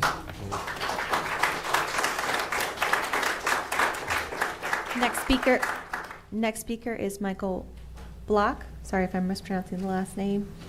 And he is speaking on behalf of himself. Hello, my name is Michael George Block from St. Leonard, and I'm doing it as a private concerned citizen. I'm here to express my concern about what we're planning to address infrasound that data centers can produce. The human hearing range typically is between 20 hertz and 20,000 hertz. Infrasound is below 20 hertz. In fact, it's between 20 hertz and 0.1 hertz. When previously inquired about infrasound, I was told that they would follow ISO 9613-2, which is a standard for acoustics and attenuation of sound. However, this sound standard only covers between 44 hertz and 11.3 kilohertz. It does not cover infrasound, and it does not cover the full range of human hearing. Infrasound can cause fibrosis in cardiac tissue, vestibular discomfort, nausea, dizziness, sleep disturbances, and increased tinnitus. Also, small animals use infrasound to detect predators. Though this relies on sensing rather than hearing, most tiny creatures instead feels the seismic vibration caused by predators before a threat is seen. A major concern is that infrasound travels significantly greater distances than frequency sound. My question to the board is how does it plan to deal with infrasound issues? In fact, there's so many unknowns that a 6 months moratorium is not sufficient. I would recommend at least a year and maybe longer. What I would ask is what regulations and limitations for data sending concerning infrasound? How would you model infrasound attenuation? And how would these regulations be monitored? Thank you. Especially when we don't have the equipment, the expensive equipment for monitoring. Thank you. Thank you very much. Thank you.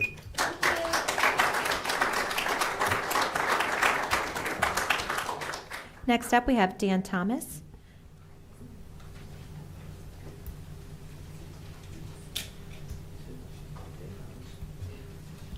Dan Thomas? No. Okay. All right, next up, we have Nancy Elwine speaking on behalf of theirself.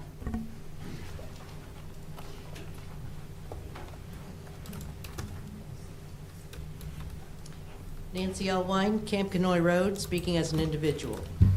Once upon a time, a company named BG&E built a nuclear power plant in Calvert County. They seemed to be a good neighbor, and they seemed to care about the community. As the years went by, the company changed hands several times.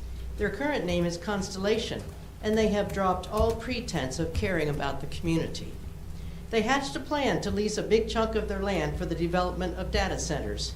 That wouldn't be allowed on the land that was then zoned as forest and farming, and they knew the community wouldn't stand for their land to be destroyed by data centers, so they had to get sneaky about it. They specifically asked zoning and planning to include their 800 acres of forest and farming in the comprehensive plan as heavy industrial zoning.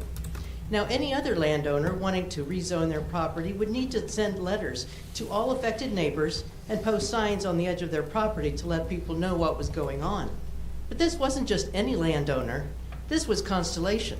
They evidently felt they didn't need to follow the rules, so they didn't. This pristine land was rezoned heavy industrial without due process, meaning it was done illegally.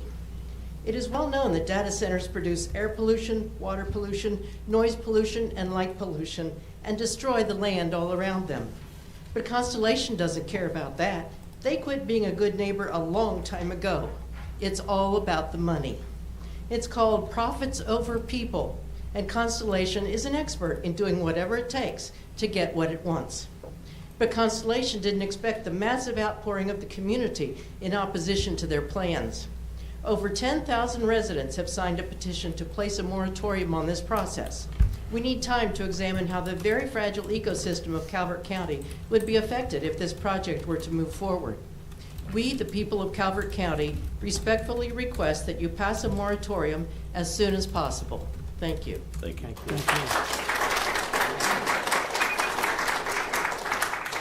Next up, we have Carl Elwine speaking on behalf of the group.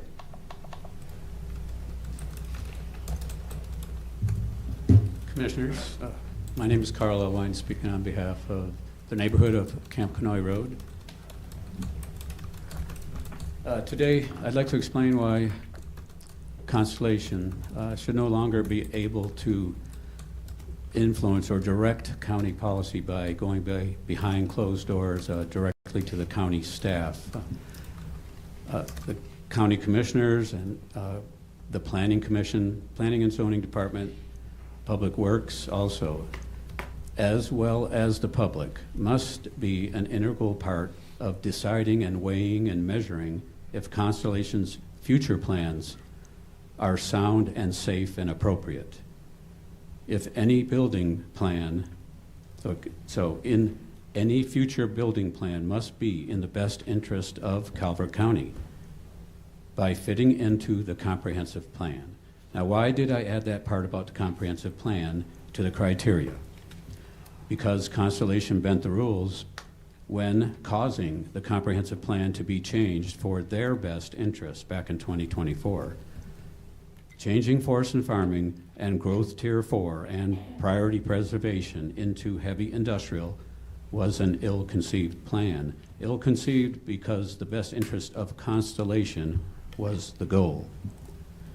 Over the past year, the public and citizens of Calvert County have become acutely aware of how that process of corporate manipulation came to be. I personally lay all blame on Constellation's corporate leaders, CEO Joseph Dominguez and the directors under him. I am not blaming the current or past vice president of Calvert Cliffs nuclear power plant.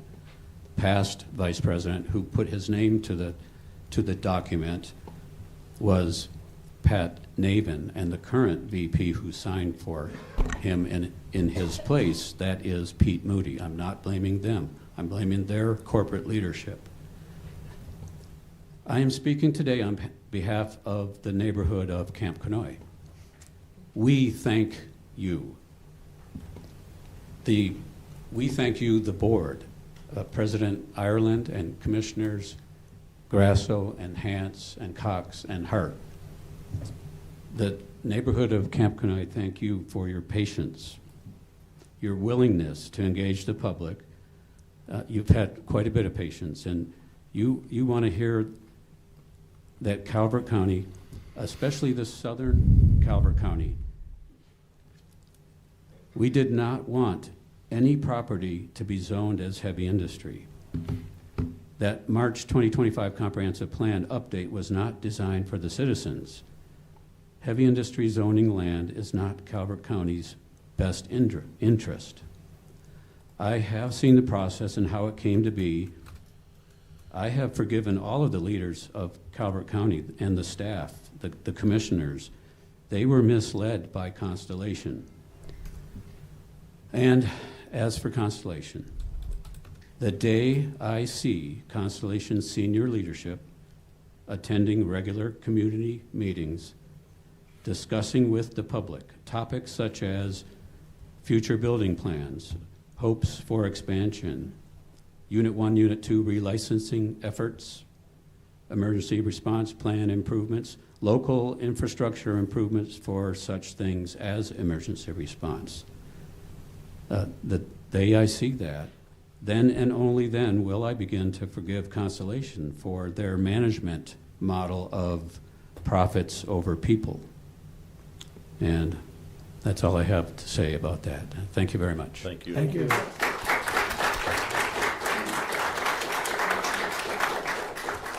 Next up, we have W.M. Goodwin speaking on behalf of themselves.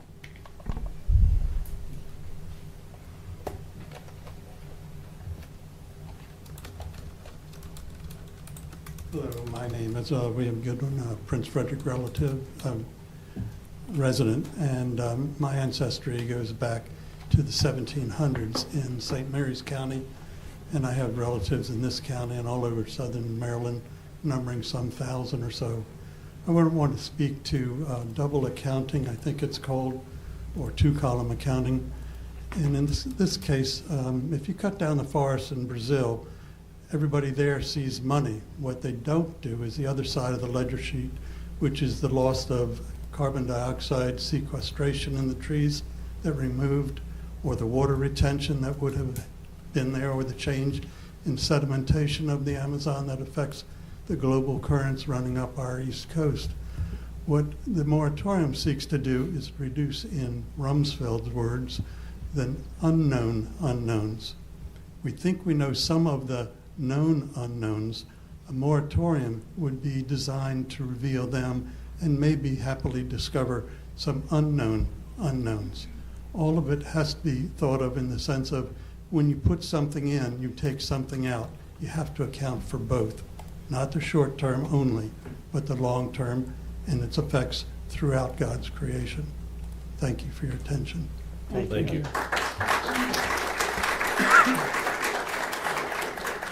Next up, we have Lynn Zuza speaking on behalf of the group.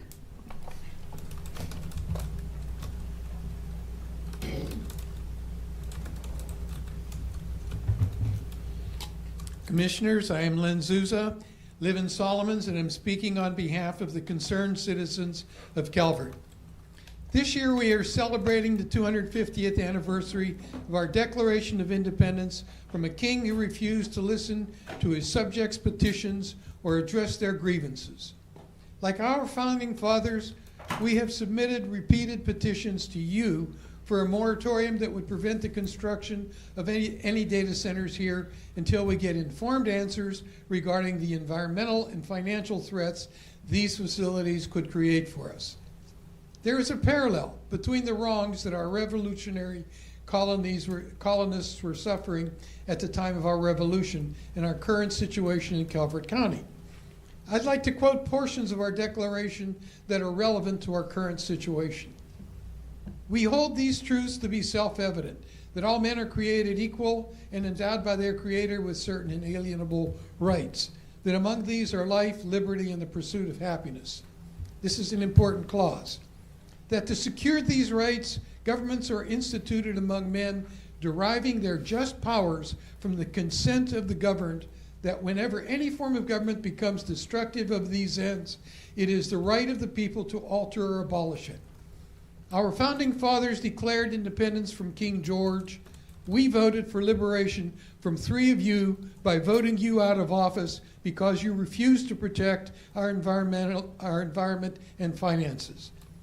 Why did our founders sever ties with King George? They asserted in the first of their 27 grievances against the king that he has refused to assent to laws the most wholesome and necessary for the public good. 3 of you have done the same thing to us by continuing to block a moratorium that would enable experts to identify the environmental and financial threats that could threaten us from these facilities. The Declaration continues to say that in every stage of these oppressions, we have petitioned for redress in the most humble terms. Our petitions have been answered only by repeated injury. You continue to injure us with your ongoing refusals or inexplicable delays to approve a moratorium despite our repeated appeals. Even more offensively, you have branded us as a small group of malcontents. Why have you continued to ignore our pleas? You claim that the county needs the revenue from taxes or pilots from data centers. However, you refuse to recognize that this would be a very misleading financial benefit for Calvert residents. Why? Regulators have transferred the substantial startup and operating costs of these facilities in a 13-state PJM grid to Calvert residents, businesses, schools, and museums in our increasingly larger electric bills. So we would be subsidizing the revenue that data centers would provide to increase your county budgets. The closing words of the Declaration summarize our views. And for the support of this declaration, with the firm reliance on the protection of divine providence, we mutually pledge to each other our lives, our fortunes, and our sacred honor. Like our colonial predecessors, we Calvert residents are banding together to obtain political redress. But we won't be coming after you with muskets, bayonets, and cannons. Instead, it will be with lawsuits that will hold you accountable for violating your oaths to represent us. The same lawsuits will hold you accountable for violating your oaths. The shame you felt at your election losses will be minor compared with what you will feel by forcing your constituents to sue you to compel you to protect our health, wealth, and welfare. Like King George, you will have to live with the consequences of your dilatory responses to our petitions. He lost 13 colonies. 3 of you lost your elections and are also likely to lose your reputations as a result of the lawsuits that several groups are planning to file against you if you continue to go slow on our request for a moratorium. Thank you for this opportunity to address you in an effort to try to persuade you to act proactively and quickly on behalf of Calvert residents.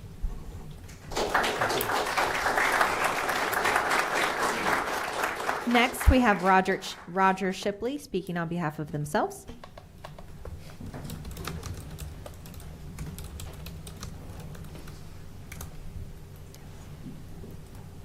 Hi, my name is Roger Shipley. I'm a resident of Elizabeth, Maryland, speaking for myself. Thank you, commissioners, for the opportunity to speak to you. Unfortunately, I thought I was going to be speaking to a group that contained the Constellation AWS team and possibly the Tele group. I'm disappointed. I'm disappointed in that here we are. I'm speaking to the choir evidently right now, other than maybe some of you sitting up there. But I'll just go on to say I'm disappointed. Here we are, we're kicking the can down the road. What is it now, 18 August, we're gonna maybe have something a moratorium you guys can vote on, we can understand what's happening. I'm trying to understand how we brought up motions back in the spring for a moratorium. Those were entertained and outright rejected, but now for some reason we can't even have a discussion about it unless we have the complete moratorium language prepared. I'm disappointed. I was here a couple weeks ago expecting to be able to have this item discussed. It was removed from the agenda. I'm here now. It's on the agenda. We're still not discussing it. I'll be back in a couple weeks, or I don't know how long it is. It was the 18th of August, I believe. Yes. I fully expect to be disappointed then. I hope that I'm wrong. And I think some of the people that have already spoken before me have already mentioned some of the things that I think, that I myself think, and probably a lot of the folks in Calvert County think, that we're going to waste a lot of time, taxpayer dollars. There will probably be lawsuits. I'm not saying there will be. It won't be following one. But like I said, I hope I'm not disappointed here in a couple weeks. So thank you for your time. Thank you.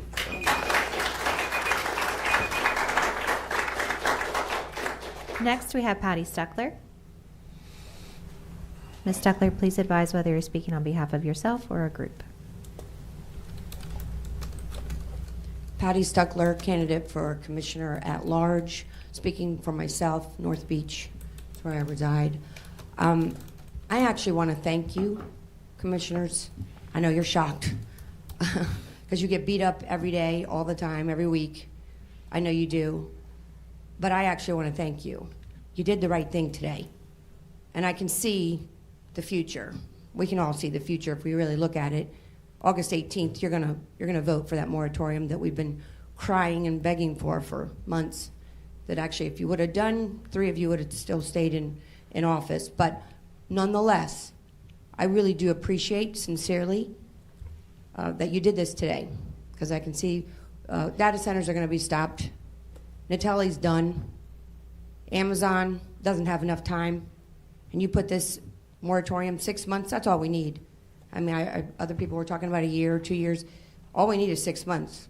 The new board, no matter how it shakes out, is all anti-data center, including myself.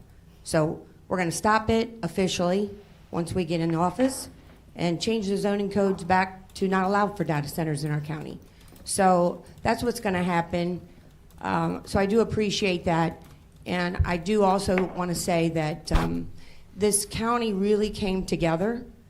Everybody from all different political parties, the North and the South, we all came together to fight data centers. So in some ways, I thank you for that as well.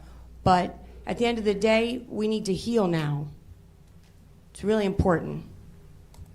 Commissioner Hance, I actually also want to thank you for that apology for the residents, for all of us, the citizens of this county.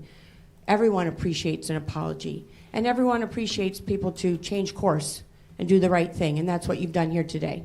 Thank you. Thank you.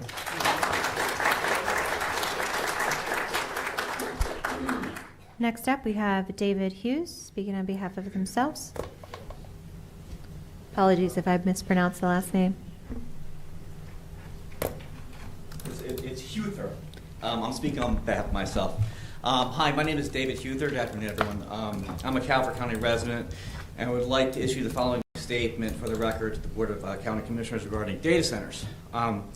During a presentation at a community open house on March 26th of this year, CWS Representative Becky Ford stated that a data center would generate tax revenue for the county equivalent to the taxes collected from the 2 major businesses in the county. That is Calvert Nuclear Power Plant, which provides about $22 million to the county, and Cove Point LNG facility, which according to their website provides approximately $64 million to the county. There's a huge disparity between there. Now, assuming a data center would generate approximately $45 million in tax revenue, for the county. That would increase the taxes for the county by approximately 9%. And I would like the commissioners to publicly address the following. Number one, how much money would these data centers generate? And does Calvert County need this additional revenue? Number two, would this additional tax revenue, if these data centers were ever built, would be used to expand government services more, or would they be used to offset some of the taxes that current Calvert County residents pay?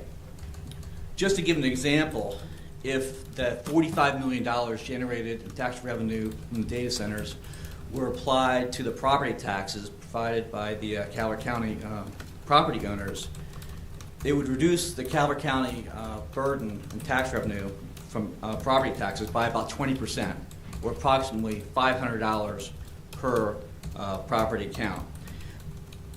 I know this is unpopular. I personally think that data centers are actually a very efficient way of generating tax revenue. However, finding out exactly how much money they will generate and what is the use for that tax revenue would go a long way to this argument. Thank you. Thank you. Next up, we have Myra Gowan speaking on behalf of a group.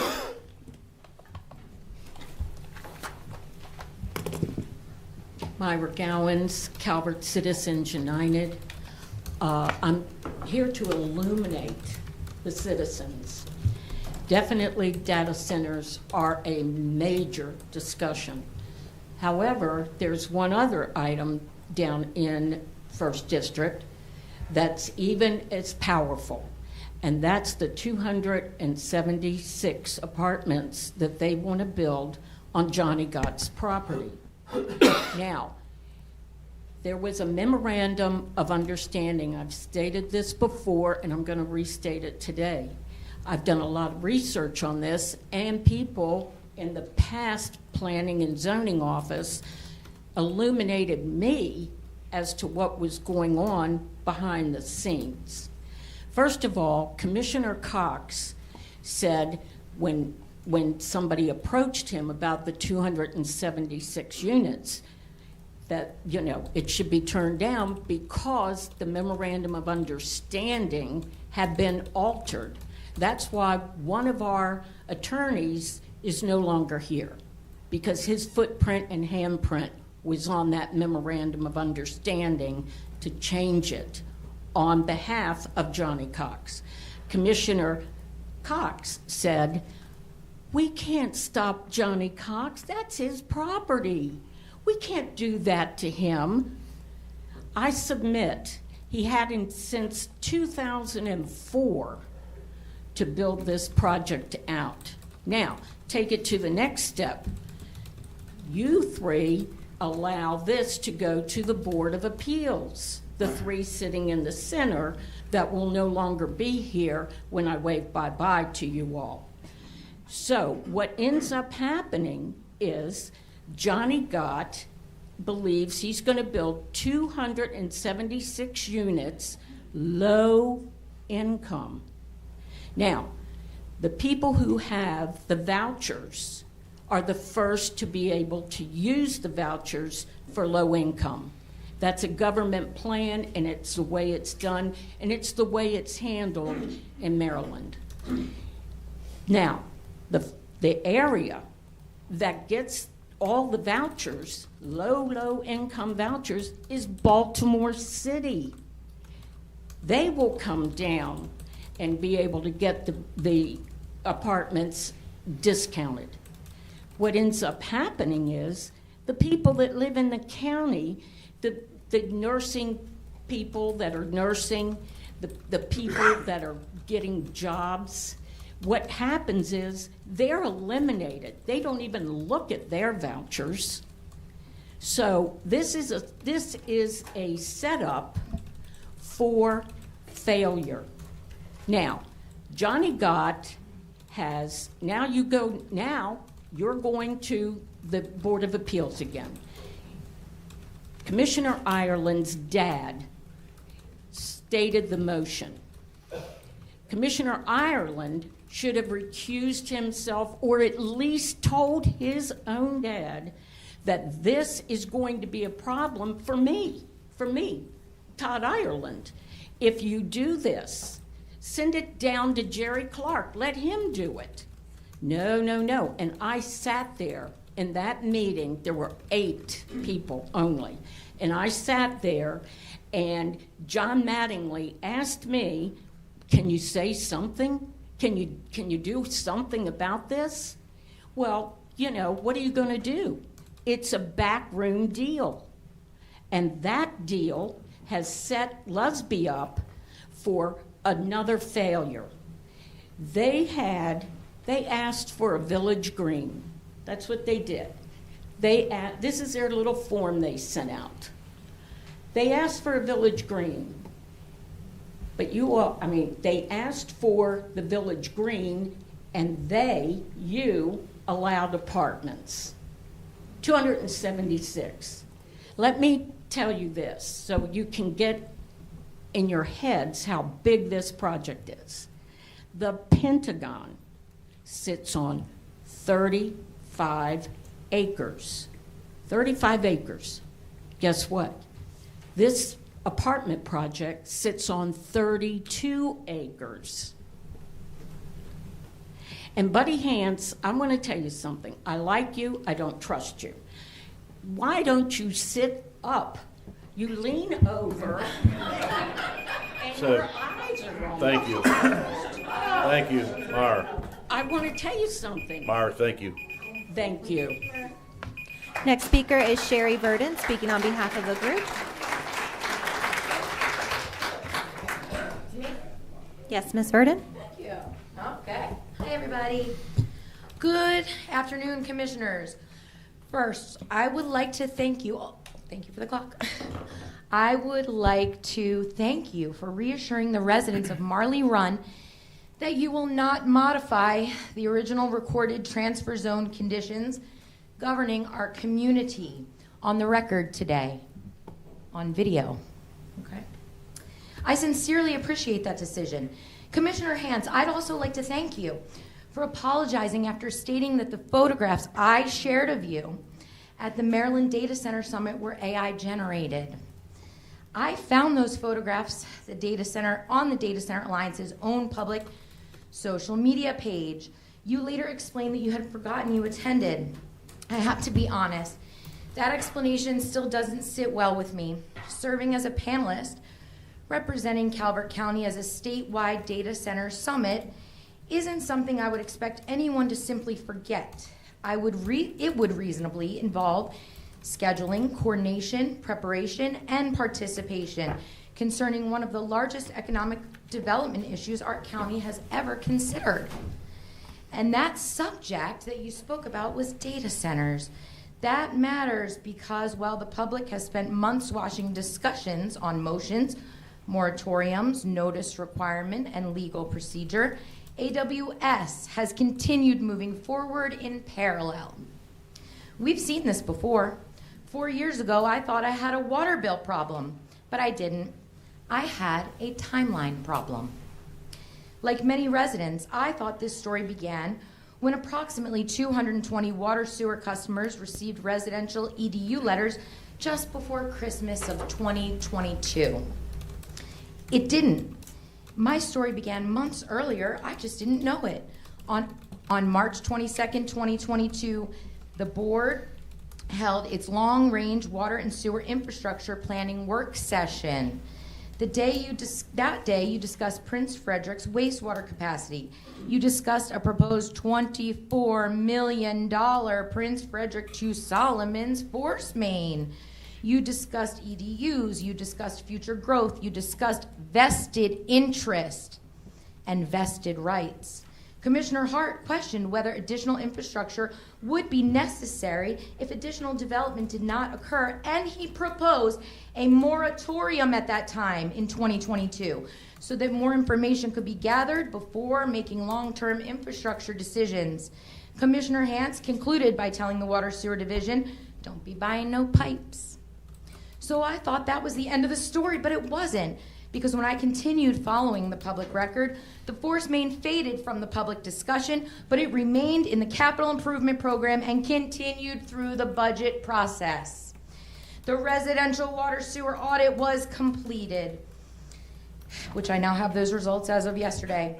Then the residential EDU letters arrived. Residents packed the room on January 10th, 2023. The bills were paused, but the financial burden did not disappear. It became a rate study, then a new tiered rate structure, then consecutive year after year rate increases, then additional borrowing within the enterprise fund, hundreds of millions, right? That's the chapter I still don't understand. What happened between don't be buying no pipes and the force main continuing through the budget process? Doesn't make any sense. What changed? I've been asking, who made these decisions? What infrastructure were existing water and sewer customers ultimately being asked to finance? Then years later, I watched another meeting that felt strangely familiar when the county presented the proposed AWS data center project. Todd Ireland, remember there wasn't proper notice? Afterward, the BayNet reported Commissioner Todd Ireland's concerns that a presentation of that magnitude should have received broader public notice and public participation. That was another moment that stopped me, because it reminded me of how often the public learns about major issues only after years of planning have already occurred. I realized I wasn't looking at separate stories, they were parallel timelines. Okay, AWS, those timelines eventually intersected. The legal process for a moratorium has been explained repeatedly. Meanwhile, AWS continues moving through its own planning and permitting timeline. This is why timelines matter and why vested interest matters. This is why a force main project matters. That's why I'm also asking questions about technology. And as I can see, my time is almost up, so I'll finish with one last statement, which is, Ms. Grasso, there was no admin email to Mr. Natali. If you did send that and tell them they were done playing ball, please release that to the public, because he said you didn't send one. Thank you.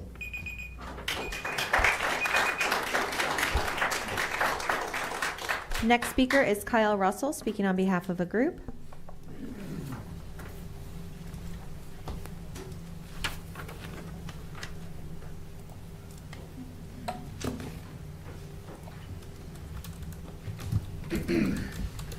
My name's Kyle Russell. I'm the Commodore of the Solomons Island Model Boat Club. That title might sound lighthearted, but I carry it with real pride because of the extraordinary men who held it before me and the history they built for our community.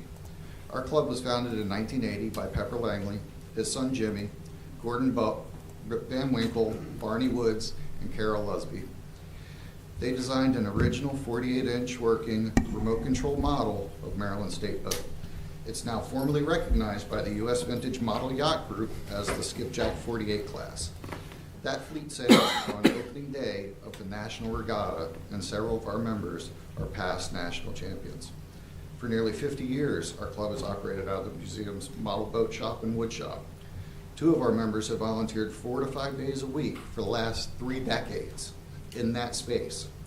We continue Pepper's tradition of building and sailing model skipjacks, mentoring new builders, and preserving the oral history and heritage of Solomons Island.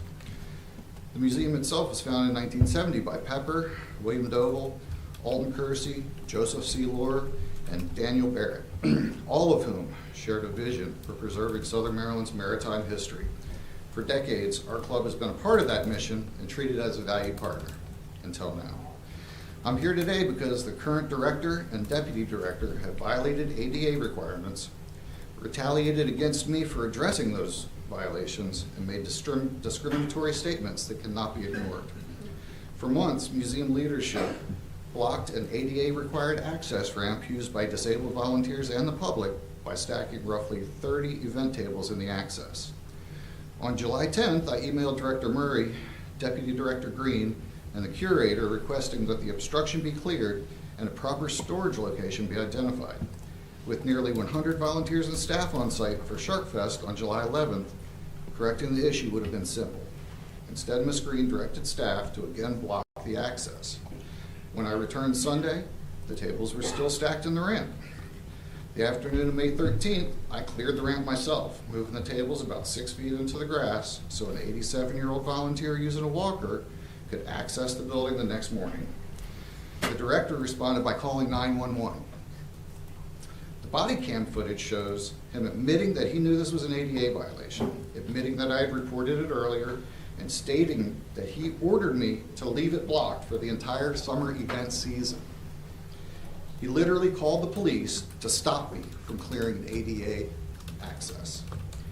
I was frustrated after listening to Ms. Green and staff defend the obstruction and insist the tables would remain there permanently, all while the director described me to the 911 operator.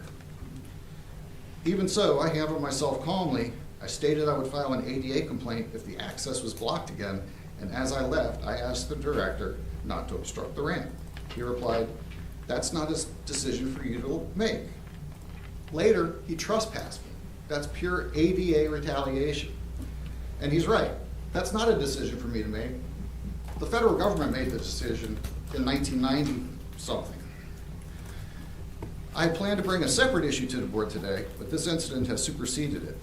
Briefly, the director stated in writing that the much older men of my club are a danger to a younger female employee.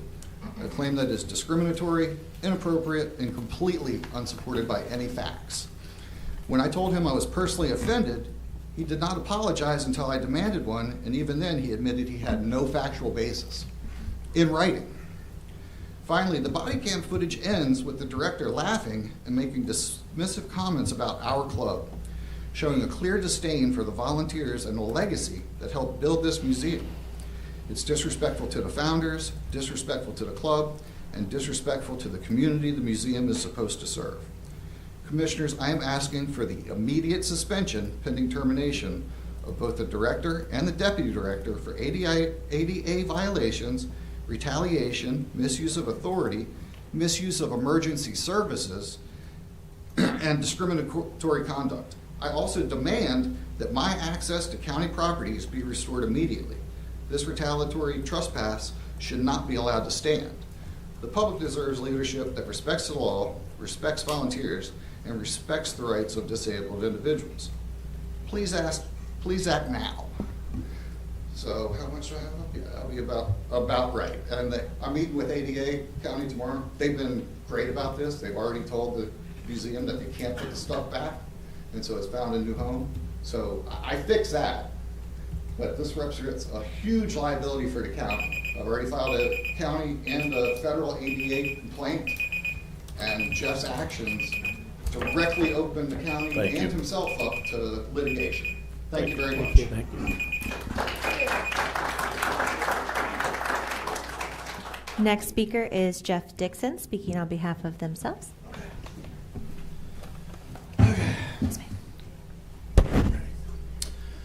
Good afternoon, Commissioners. My name is Jeff Dixon. I'll be representing myself. First, I'd like to thank everyone who signed the petition for a moratorium. Second, I'd like to thank everyone who shared the petition. We did it. We reached the goal of 10,000 signatures. The numbers are still growing. It's a proud moment in Calvert history. Now let's talk about pollution. This past week, we experienced more pollution from the Canadian wildfires for at least 2 days. It just proves my previous statements that pollution does not obey boundary or property lines. Doesn't that sound familiar? In fact, it crosses national borders. You can't call ICE, and you can't call the cops. Data center pollution includes nitrogen dioxide, carbon monoxide, and PM2-5. Long-term exposure to these can cause asthma, heart disease, birth defects, heart attacks, strokes, and premature death. That does not sound safe to me at all. We already know folks living up to a mile can still hear the industrial noise, especially at night. Removing long-term homes and neighborhoods for data centers is immoral. Here are some suggestions. How about increasing the sound barrier radius to 5 miles? Demand Tier 4 generators and include a 70-foot sound barrier wall. Finally, we need a moratorium. Thank you very much.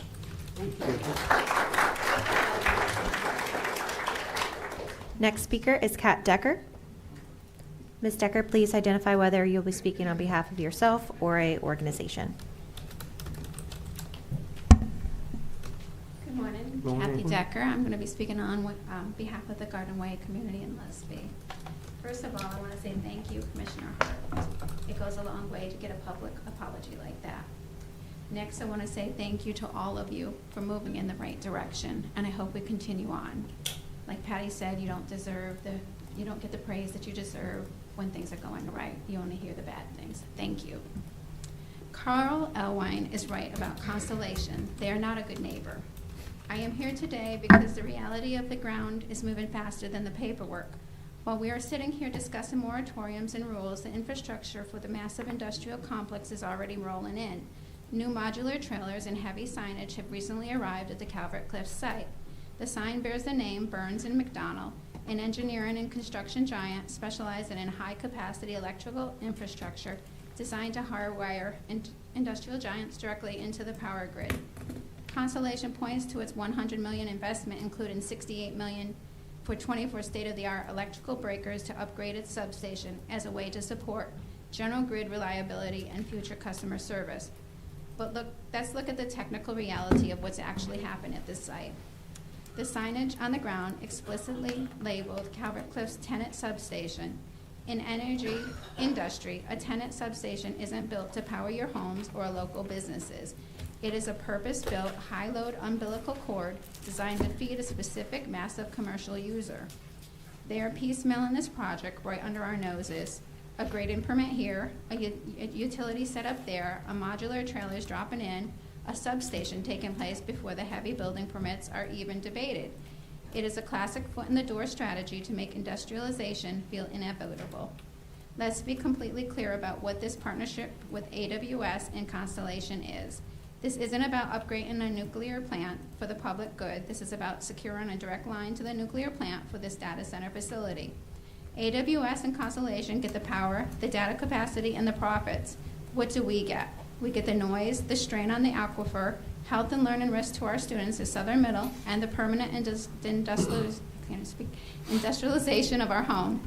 They are asking the residents of Calvert County to bear 100% of the risk so they can reap the rewards. Because Maryland is a late vesting state, developers look for ways to cross that legal threshold cheaply and early as possible. Dropping modular trailers, grading or clearing a minor plot or land, installing auxiliary utility infrastructure like subcomponent or substation footprint under preliminary permits is a classic playbook tactic. The developer's legal strategy is precisely to point to those minor early physical disruptions and argue in the court, county officials, that they have officially broken ground and begun construction, thereby trying to freeze older, more permissive regulations before tougher local laws can catch up with them. Commissioners, please don't allow a backdoor loophole built on preliminary grading permits and utility trailers. We are not here to play games with technicalities. Shut the loophole down, require comprehensive cumulative impact studies before a permit, large or small, is signed. Hold these corporate giants to highest environmental bar. We refuse to let Calvert County become a sacrifice zone for big tech just because a developer knows how to manipulate the permit process. We urge you to stand with your citizens. Thank you.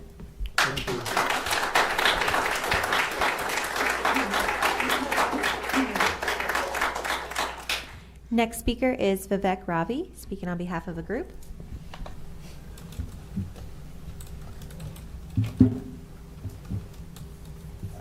Good afternoon. My name is Vivek Ravichandran. I'm the Director of Research and Policy at the Center for Engagement, Environmental Justice and Health in Empowering Communities, or CEJINC for short.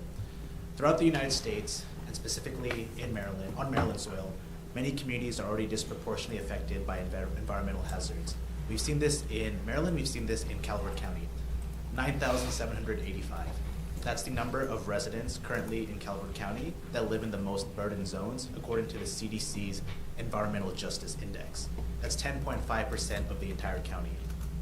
In Lusby, in Calvert County, the impacts of sacrifice zones are apparent and therefore must also be addressed. Data centers, often described as clean industries because they do not have smokestacks.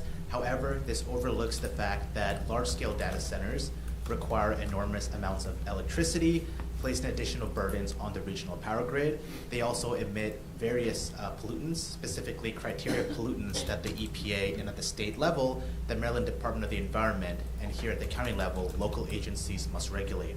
We're talking about fine particulate matter, PM 2.5, ground level ozone, sulfur dioxides, and other gaseous pollutants, which the gentleman before me mentioned that we have seen that even more exacerbated with the wildfire smoke.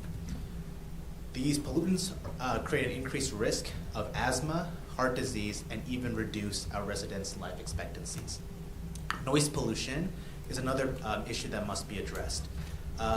There is a dearth of literature, I will admit, on noise pollution and how it affects our health, specifically children in schools. However, there is great literature out there that I believe has been brought to the board and should also be recognized. That is because this reflects the relative recency of the expansion of hyperscale centers amidst this age of artificial intelligence. Lastly, environmental justice must also be central to this discussion. We have seen a federal dismantling of environmental justice laws and regulations. We've seen rollbacks. So therefore, I think there's a great opportunity for Calvert County to kind of take ownership of this, to conduct comprehensive health impact assessments, environmental justice assessments, and work with its local residents to have meaningful community engagement, such as opportunities like this for residents to have a say in what goes on. So I respectfully ask that the board do in fact move forward with the moratorium. I applaud that, and I believe that it should integrate environmental justice assessments to protect current and future residents. Thank you. Thank you. Thank you.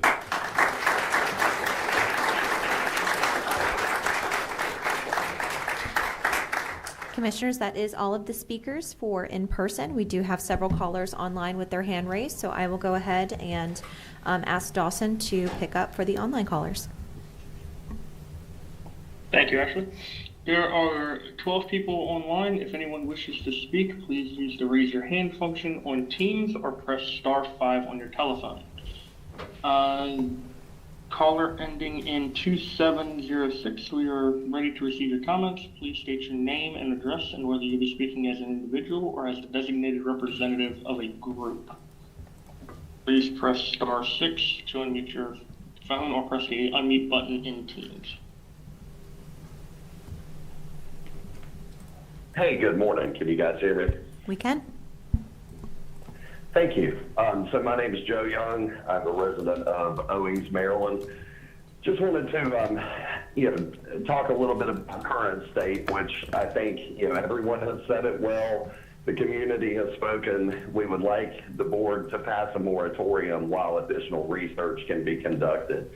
What I want to really point out, though, is I've been out in the community. I've met a lot of great people from both sides, Republican and Democrat alike.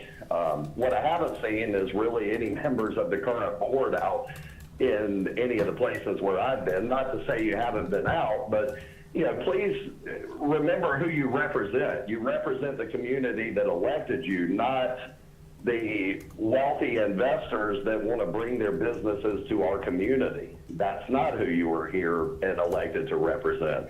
So I guess I want to shift going forward and say, what I observed is not a lot of radical people. They weren't crazy people. They're concerned citizens. They're concerned about their health. They're concerned about the future of their children, their grandchildren, and shame on all of you for letting those concerns fall on deaf ears. I know I've been here for months myself in these meetings listening to concerned citizen after concerned citizen bring this forward, and they were labeled as, a few radicals. Well, I think the vote proved that it wasn't a few radicals. So I want to shift and say to any board members that are here, that are listening today, potential future board members, please let this example represent what should and shouldn't be done. And what I implore is that hopefully we can get our community in Calvert County back on track. We can have transparency, we can have honesty, but don't forget who voted and put your butts in those seats to represent us, the voices of our communities. And as long as you serve us and you serve us well and you're transparent with us and you're honest with us, the community will support you to all ends. Thank you. With that, I will rest back. Thank you very much for your time this afternoon. Thank you.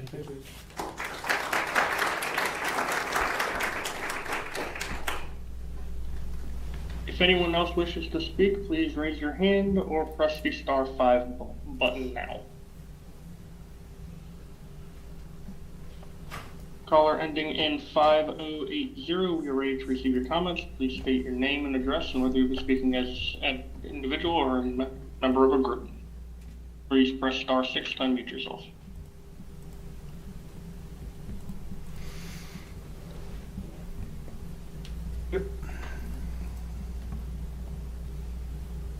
Hello, you can hear me now, correct? Correct. Okay, my name is Andrew Furman. I'm speaking on behalf of White Sands Community Action Organization. I live at 1274 White Sands Drive in Lusby. Good afternoon, Commissioners. I'm not here to speak about data centers or rezoning, nor am I here to speak about the 2025 SHA Governor Johnson Bridge Report. Anyone who crosses that bridge can observe that it's not safe at any speed. I'm here to speak of a grave public safety issue directly under this board's authority that requires immediate action. I'm pretty sure nobody listening knows about what I'm going to talk about, and I'm not really sure anybody really wants to know. And why would anybody want to know? It shakes the very foundation of county safety planning and rezoning plans. This problem is specified in Report TR 1278, Ascension Number ML 22269A412, and is available in the Adams repository. It's referenced in the county emergency EOP, I'm pretty sure. But what should everyone really want to know? It's called Scenario or Model 14, a computer model generating an ETE, which assumes complete closure of the southbound Johnson Bridge during an emergency evacuation. It doesn't factor in gamma radiation exposure. If your emergency team looked at section 3.2, appendix D of the report TR 1278, they'd find a methodological discrepancy that would make everyone in South County cringe. The software used has no inputs for gamma radiation, atmospheric radiological plumes, or thyroid dose. Scenario 14 was approved by past boards and this. So what would South County residents need to know? Though they live within a quarter mile of the bridge, the county has plans an ETE, the ORO, and the NRC have approved for use when the bridge is closed, routing them north, directly past the reactor. Understand, the county is required not to consider only good weather days, but to consider worst-case scenarios, like nuclear meltdowns at the plant for our safety. Under Maryland Public Safety Code, Section 14-102, this board is the off-site response organization and must maintain reasonable assurance and take protective actions to prevent or minimize radiological exposure. Directing Solomon's residents to drive north under that model past the reactor during a potential meltdown is not a great plan. Here's the direct quote from the ETE approved by the boards. This alternate routing when the bridge is closed brings evacuees within 2 miles of the power plant, which, depending on the condition of the plant, may expose evacuees to radiation. And that's increased radiation from where Solomon's, Lusby, and Ranch Club residents live. They live close to the neglected bridge. The rerouting could, as in the case of 3 Mile Island, cause these residents to receive high exposure, causing hundreds to later develop cancers. Here's what 10 CFR section 50.54 S2II has to say. If the NRC finds that the state of emergency local preparedness does not provide reasonable assurance that adequate protective measures can and will be taken in the event of a radiological emergency, the Commission will determine whether the reactor shall be shut down. The county must not continue to endorse Scenario Model 14, and that the board must formally evaluate and vote to decertify it now that they have heard and are aware of an increased radiation dose to Southern County residents. A future dose-compliant model for use in a general emergency, which never causes additional radiation risk to residents, is required. Instead, the Board of Planning and Zoning focus on adding new industrial infrastructure load into my zone and not attend its essential problem, which is the bridge. If the board fails to act to decertify scenario 14, described here at a very high level, surely someone will initiate on their own formal regulatory abatement process available to citizens through FEMA Region 3 and the NRC under 10 CFR Section 50.54S. Our safety and health is in the palms of your hands. Adding massive new I-2 development without providing the needed replacement bridge is wrong, dangerous, and unconscionable. Just saying no to intentionally irradiating residents due to lack of infrastructure suitable for use in a nuclear evacuation. Thank you very much for your attention to this matter. Thank you. Thank you.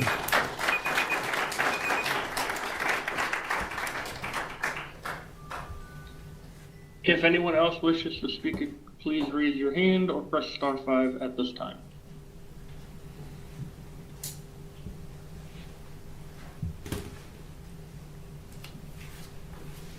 Commissioners, there are no more speakers online.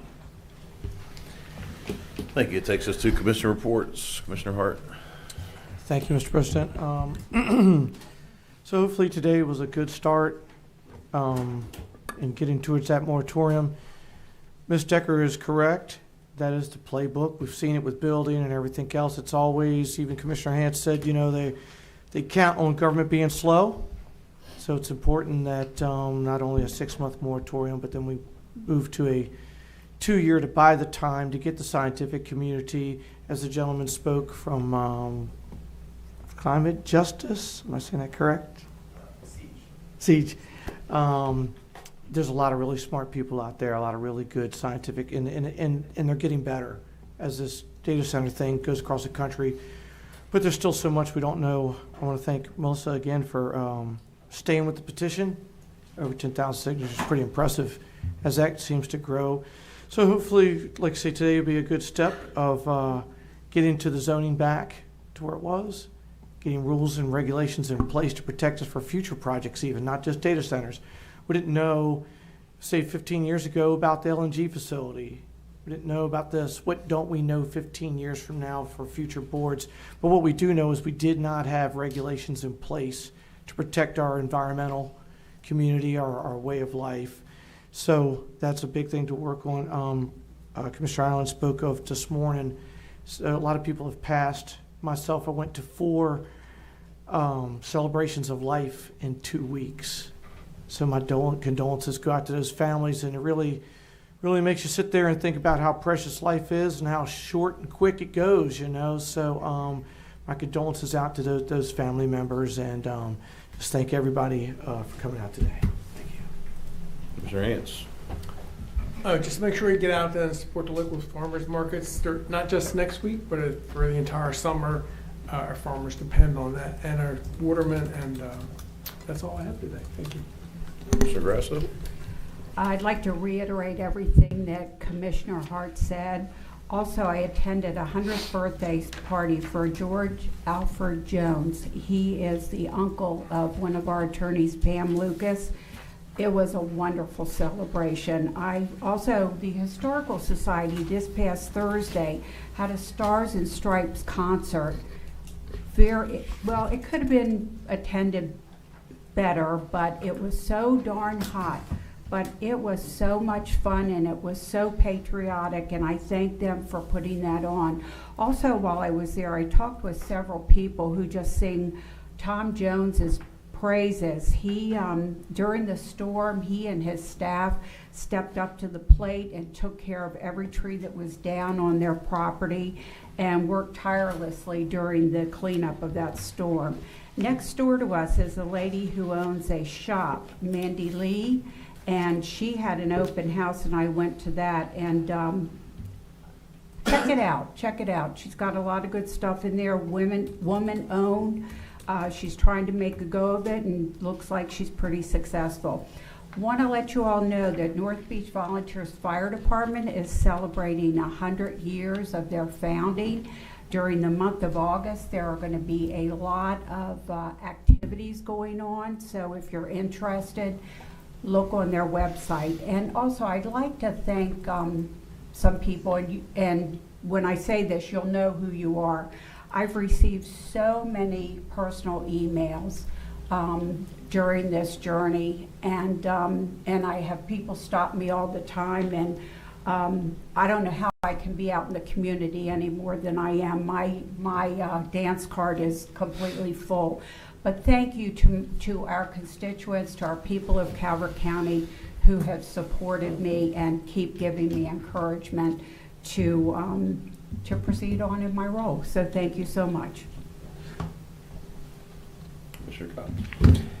Like Commissioner Hans said today, Buy Local Week, not only this week, but all year long. And the farmer's market is open today at the hospital, so please go by there and see a jar of honey or however you can support them. Thank you. They're calling for some bad weather tonight, folks. High winds, hail, so be careful out there and have a safe rest of your week. Can I get a motion to adjourn? Motion to adjourn? Second. A motion is second to adjourn. All in favor say aye. Aye. Opposed? Motion carries. Thank you.